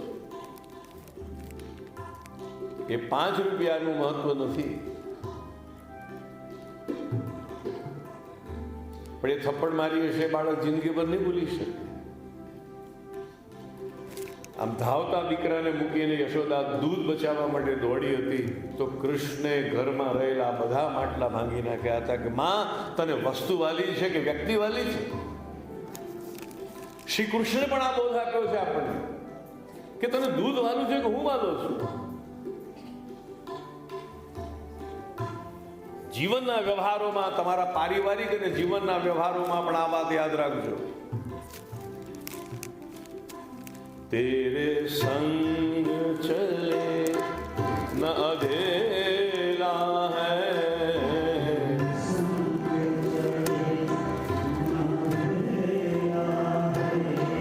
જગ ચાર દિનો કા મેરા હૈ.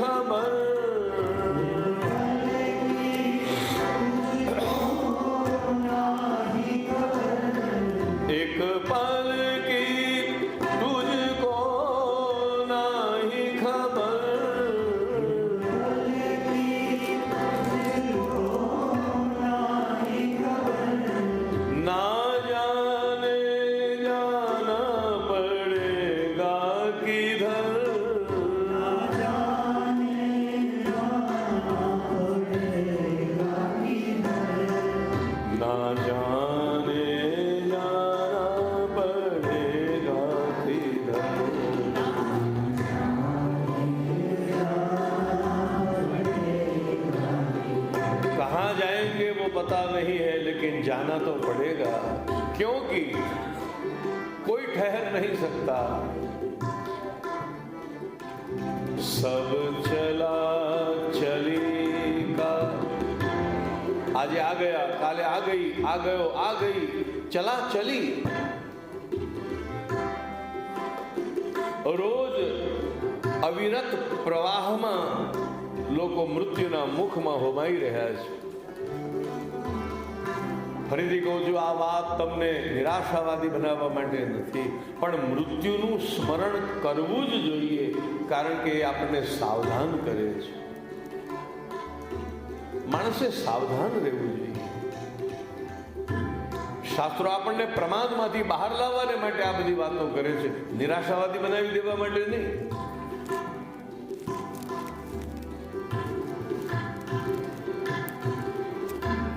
અને આપણે પાસે બહુ નિરાશાવાદી લોકો નથી હો. કોકના બેસણામાં ગયા હોઈએ, જો મોબાઈલ લઈને ગયા હોય ને, તો ત્યાંય થોડુંક કામ પતાવી દઈએ.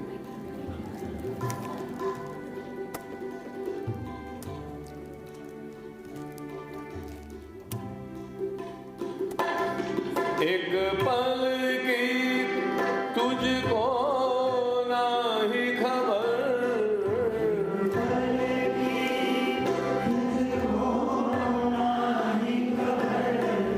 ना जाने जाना पड़ेगा किधर,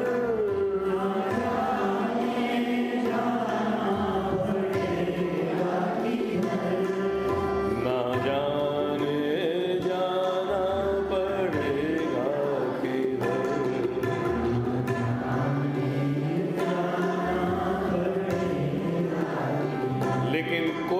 ठहर नहीं सकता. આપણે પ્રવાહમાં છીએ, નદીના પ્રવાહમાં. કોઈ સ્થિર ન રહી શકે. પ્રવાહ છે આદિ, મધ્ય અને અંતનો. સબ ચલા ચલી કા ખેલા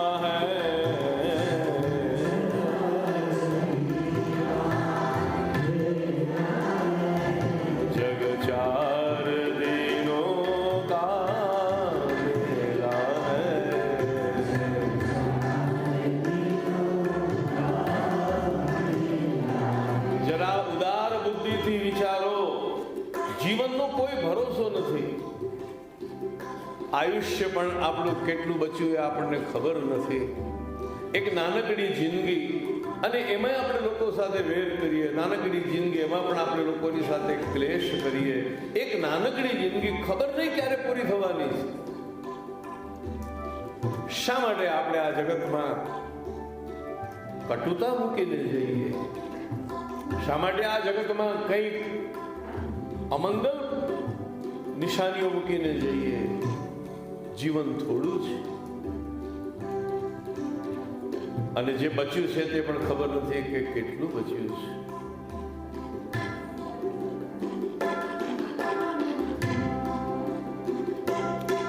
સબ ચલા ચલેગા ખેલા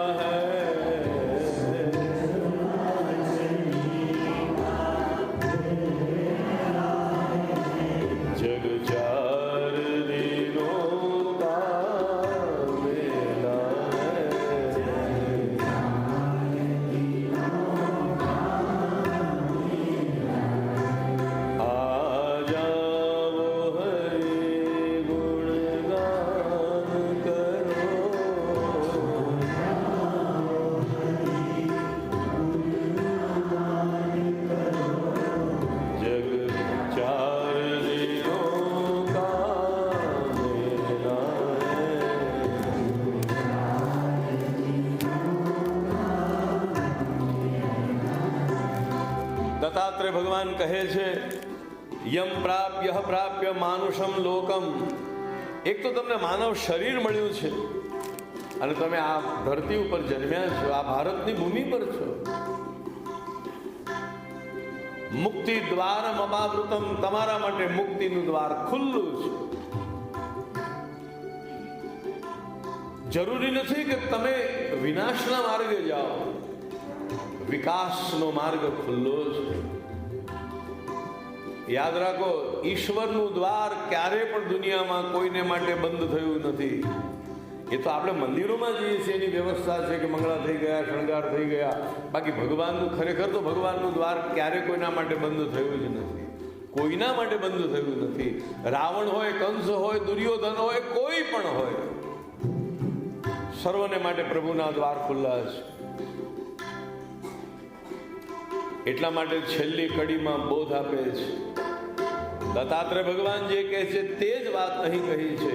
માનવ તન નાહી બરબાદ કરો,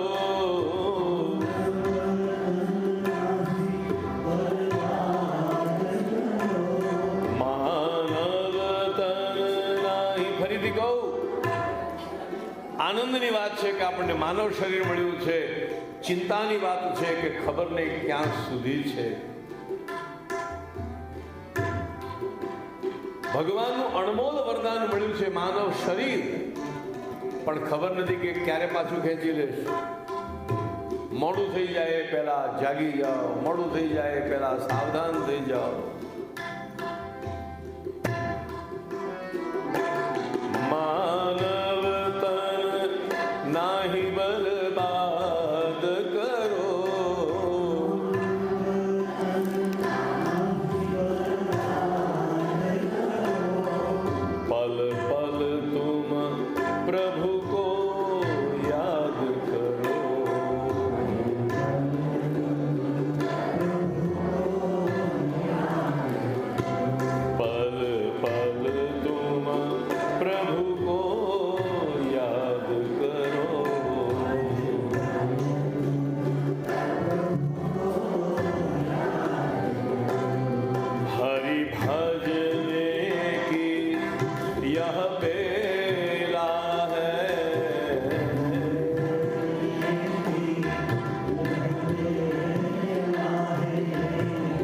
કદાચ આપણે પશુ શરીરમાં જન્મ્યા હોત તો હરિભજન સંભવિત ન હતું.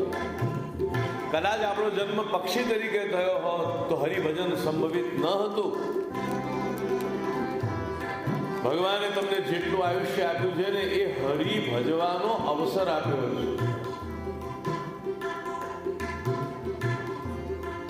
કેટલી બધી યોનિઓમાંથી પસાર થયા, કાગડા, કૂતરા, બિલાડા વગેરે અનેક શરીરોમાંથી પસાર થયા. ત્યાં હરિભજનની કોઈ સંભાવના હતી જ નહીં. અહીં છે, માનવ શરીરમાં છે. આ અવસર છે. હરિભજને કી યહ બેલા હૈ.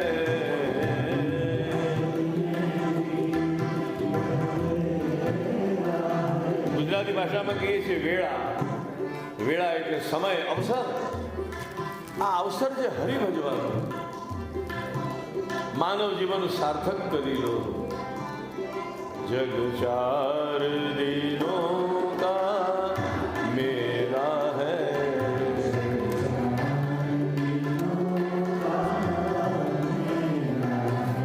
જગ ચાર દિનો કા મેરા હૈ.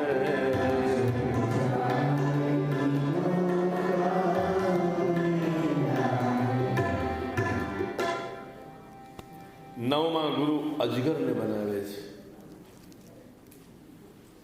અજગર માટે એવું કહેવાય છે કે અજગર પોતાના શિકાર માટે બહુ પ્રયાસ નથી કરતો. ગ્રાસમ સુમૃષ્ટમ વિરસમ મહાંતમ સ્તોકમે વજવા યદૃચ્છયે આપતિતમ ગ્રસે આજગરો અક્રિયા. આ બધી વાતો જ્યારે સાંભળો ને ત્યારે જરાક સાવધાન રહીને સાંભળજો. આ નિવૃત્તિ ધર્મનો બોધ છે. જેમનું જીવન હજી પ્રવૃત્તિમય છે એને માટે આ બોધ નથી.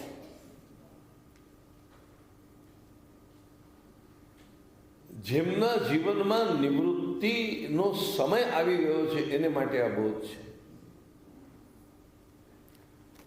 કારણ કે કેટલીક વસ્તુ આપણને ઉપયોગી હોય છે માટે આપણે સ્વીકારી લઈએ છીએ. કેટલીક વસ્તુ આપણને ગમી જાય છે માટે સ્વીકારી લઈએ છીએ. એ ઉપયોગી છે માટે સ્વીકારી લઈએ છીએ તે સારી વાત છે. પણ કેટલીક વાર ઉપયોગી હોય કે ન હોય, ગમી જાય એટલે સ્વીકારી લઈએ છીએ. ત્યાં ભૂલ છે. તમે અમદાવાદથી મુંબઈ જતા હો તો તમે ગમી જાય એ બસમાં બેસો છો કે ભાઈ આ જરાક જૂની બસ લાગે છે ને આ લક્ઝરી બસ, અંદર ટીવી, એર કન્ડિશન બધું છે, તો આપણે સારી બસમાં જ બેસો ના? એવું નથી કરતા.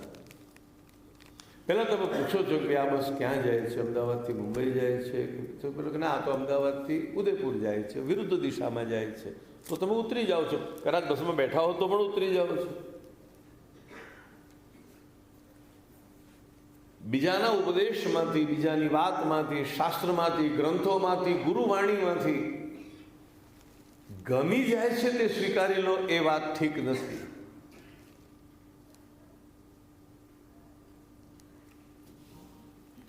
એક ગામમાં એક મહાત્મા ગીતા ઉપર પ્રવચનો કરવા ગયા. આખો શ્રાવણ મહિનો ભગવદ્ ગીતા ઉપર પ્રવચનો કર્યા. છેલ્લે દિવસે એમણે એમ કહ્યું કે મારી કથા સાંભળ્યા પછી કોઈના મનને કંઈક સમાધાન થયું હોય તો કહો, તો મને સંતોષ થાય કે મારી કથા સફળ થઈ. એક ભાઈ ઊભા થયા, મહારાજ મારા મનનું સમાધાન તો બરાબર થઈ ગયું, ગૂંચવાડો જ દૂર થઈ ગયો. વક્તા રાજી થયા. ચલો એક જણની અંદર તો કથા ઉતરી. ભાઈ તારો ગૂંચવાડો શું હતો? તો કે મારે મારા ભાઈ સાથે મિલકતનો બહુ મોટો ઝઘડો ચાલે છે. ઘણી વાર મને દયા આવે, હું મોટો છું છોડી દઉં, મોટો છું છોડી દઉં. પણ ગીતામાં તમે બરોબર સમજાવ્યું કે હે અર્જુન, લડ. સામે તારા ભાઈઓ છે તો શું થઈ ગયું? સામે તારા સ્વજનો છે તો શું થઈ ગયું?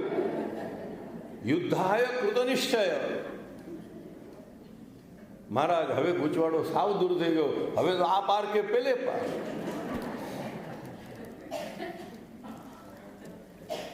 શાસ્ત્રમાંથી જે હિતકારી છે તે લેવાનું છે, જે ગમી જાય છે તે લેવાનું છે. એ વાત ખોટી છે.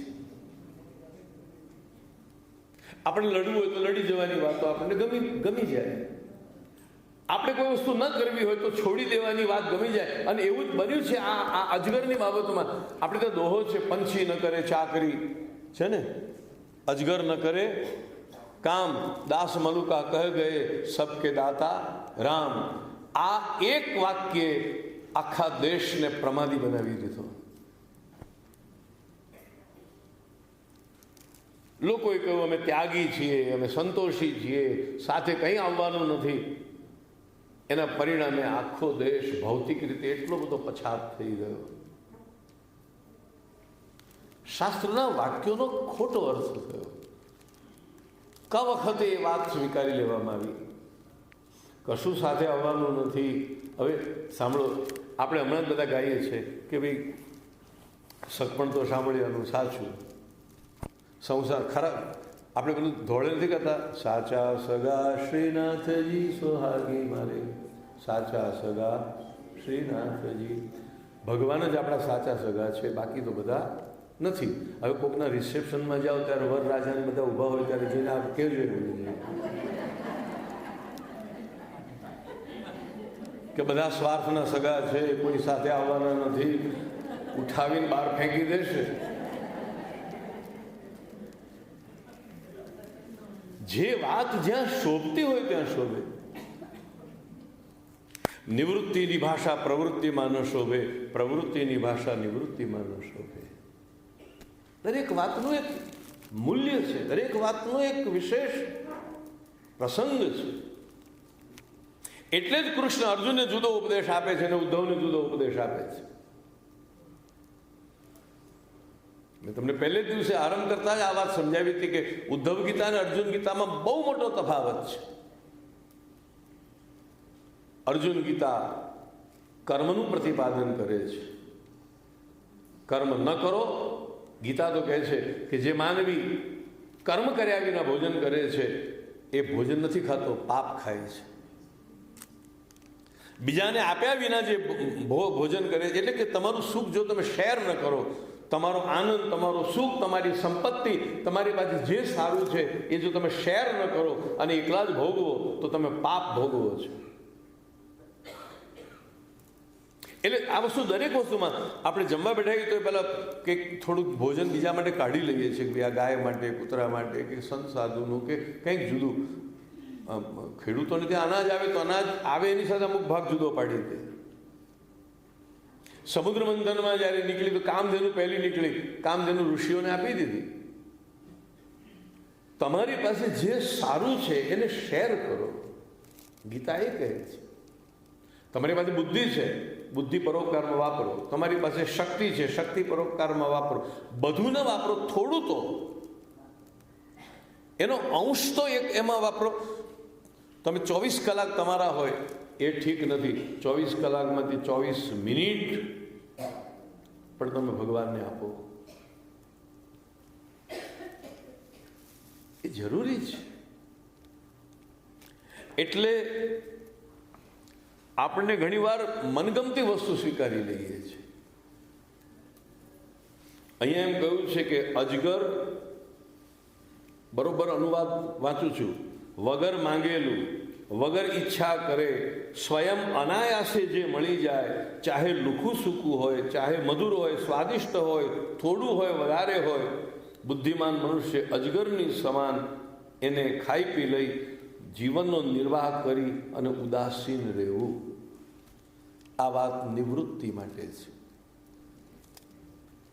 સંસાર છોડીને જે નીકળી ગયા છે સાધુ સંન્યાસીઓ, એમણે કોઈની પાછળ દોડવું ન જોઈએ કે મને આ મળે, મને આ મળે ને મને આ મળે. સંન્યાસી સંસારીની પાછળ દોડે તો એ સંન્યાસી નથી, માત્ર એનો વેશ સંન્યાસીનો છે. સાધુ સંસારીની પાછળ દોડે તો સાધુ નથી. કારણ કે સંસારી શું આપી શકશે સાધુને? થોડા ધન, થોડા રૂપિયા, થોડું સન્માન. અને સાધુ પાસે તો બ્રહ્મ વિદ્યા છે, જ્ઞાન છે. આ નિવૃત્તિનો ઉપદેશ છે કે જેણે છોડી દીધું એને પછી જે મળે તે સ્વીકારી લેવું.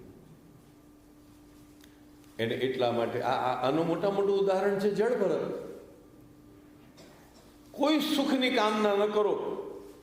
જે સુખ મળ્યું, સૂકું મળ્યું તો સૂકું, રસવાળું મળ્યું તો રસવાળું, વાસી મળ્યું તો વાસી, માનથી મળ્યું તો માનથી, અપમાનપૂર્વક મળ્યું તો અપમાનપૂર્વકથી, આ બધું જ સ્વીકારી લો. અને સાંભળો, તમે આધ્યાત્મિક માર્ગે ચાલતા હો અને ડગલે ને પગલે તમારા અપમાન થતા હોય તો એ અપમાનને પણ તમારે તપસ્યાના રૂપમાં લેવા જોઈએ. એ તમારું તપ છે.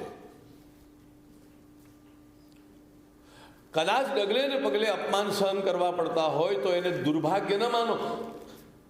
તમે આધ્યાત્મિક માર્ગે ન જતા હો તો એ દુર્ભાગ્ય છે, તો એ કમનસીબી છે, બેડ લક છે, જે કહેવું હોય તે કહો.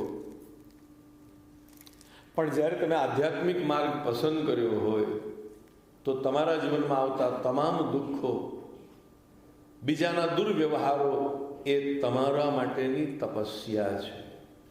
અને તપ તમને નિર્મળ બનાવે છે, તપ તમને પવિત્ર બનાવે છે, તપ તમને તપસ્વી દ્રઢ બનાવે છે. થોડુંક ઇન્ટરપ્રિટેશન બદલી નાખો. દુઃખ તપ છે. કેમ? તપમાં દુઃખ હોય છે કે નહીં? તમે પકવાન ખાઓ એ તપ કે ઉપવાસ કરો એ તપ? હા, ઉપવાસ કરો એ તપ છે ને. તમે ઠંડકમાં એર કન્ડિશનમાં બેસો એ તપ કે ખુલ્લા તડકામાં જઈને બેસો એ તપ? સંસ્કૃતમાં તપવું અર્થ જ દુઃખ છે.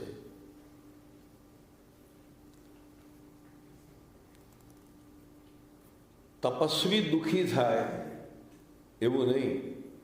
જે પોતાના દુઃખને પણ તપ સમજે એ તપસ્વી છે. તમારા કોઈ પણ દુઃખને તમારું દુર્ભાગ્ય ન માનો. તમારું આખું ઇન્ટરપ્રિટેશન બદલી નાખો.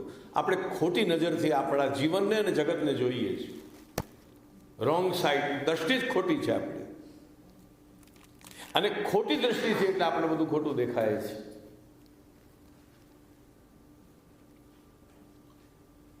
શા માટે ભગવાનના પરમ ભક્તોના જીવનમાં દુઃખો આવે છે?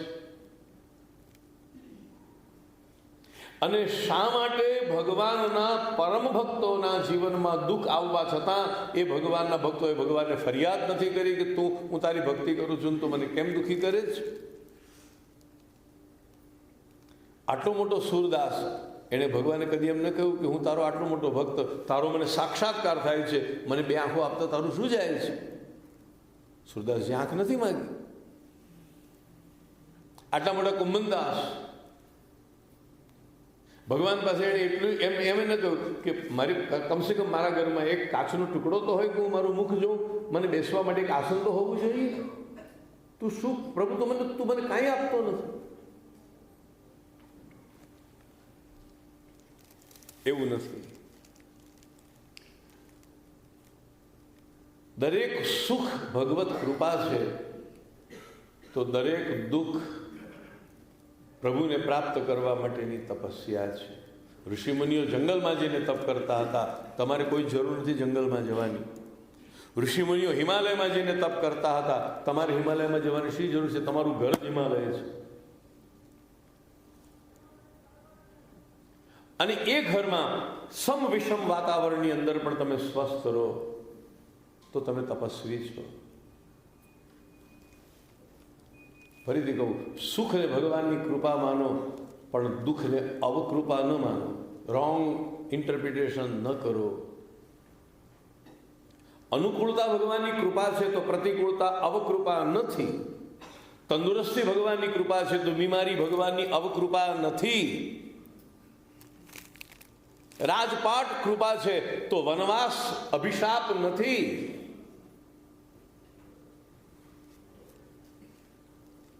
પ્રત્યેક દુઃખ એક તપ છે, અને તપ મનુષ્યને તેજસ્વી બનાવે છે. જેમ સોનું આગમાં નાખો ને સોનું તેજસ્વી થઈ જાય. આ ખાલી મનના સમાધાન માટે નથી કહેતો, આ શાસ્ત્રોનો નિચોડ છે. અને એટલે જ ભગવાન પોતાના વહાલા ભક્તોને પણ દુઃખ આપે છે. એને તપાવવા માટે, એને મજબૂત કરવાને માટે. કુંભાર ઘડો બનાવ્યા પછી શા માટે એને આગમાં રાખે છે? શું ઘડો એને વાલો નથી? અરે ઘડો તો એનું સર્જન છે, અને સર્જકને સર્જન વાલું ન હોય. પણ છતાં કુંભાર કઠોર બનીને પણ એક ઘડાને અગ્નિમાં મૂકી દે છે. એમ ભગવાન કઠોર બનીને પણ ઘણીવાર આપણને જીવનમાં દુઃખદ અનુભવો કરાવે છે. જીવનમાં જ્યારે દુઃખ આવે ને ત્યારે કુંભારની કથા યાદ કરજો કે ભગવાન મને તપાવે છે તો એટલા માટે કે હું પરિપક્વ થઉં. કાચો ઘડો ન રહો. કાચા ઘડામાં પાણી રેડો, પાણી નહીં ટકે અને ઘડોય નહીં ટકે. ઓગળી જશે, બધું ખલાસ થઈ જશે. ઘડો માટી બની જશે અને પાણી પાછું નીકળી જશે માટીમાં. જે મળે તે સુખ દુઃખ, કડવા મીઠા અનુભવો, પ્રશંસા, નિંદા, સ્તુતિ, ઉન્નતિ, અવનતિ, હર્ષ, શોક, બધું આખરે તો શું છે?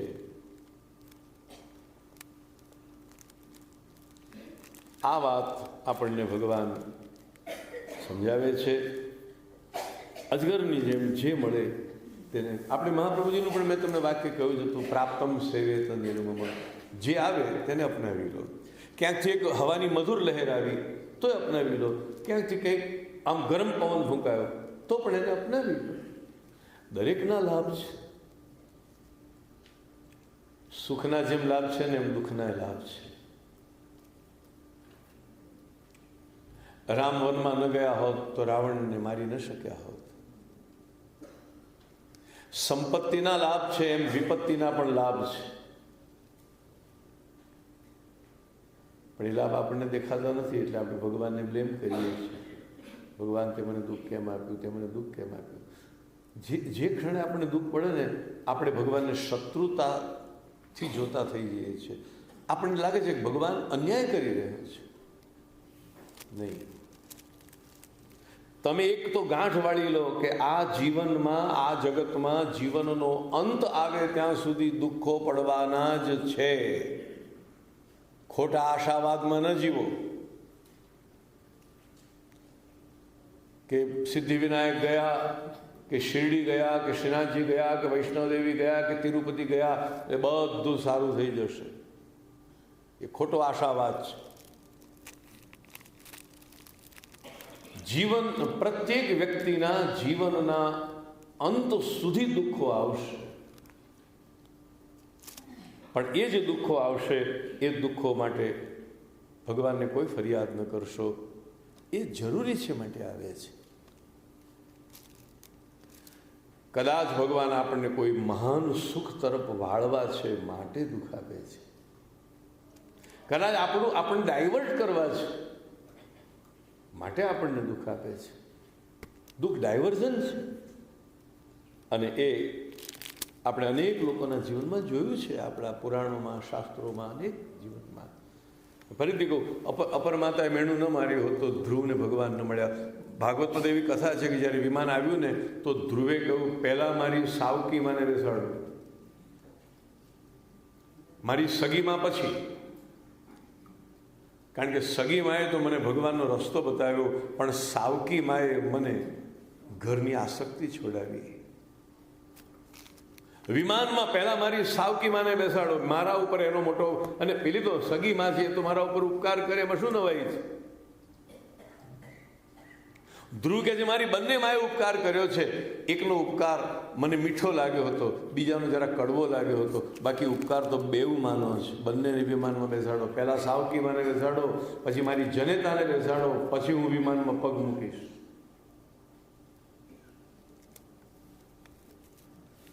આ વાત સમજવાની છે.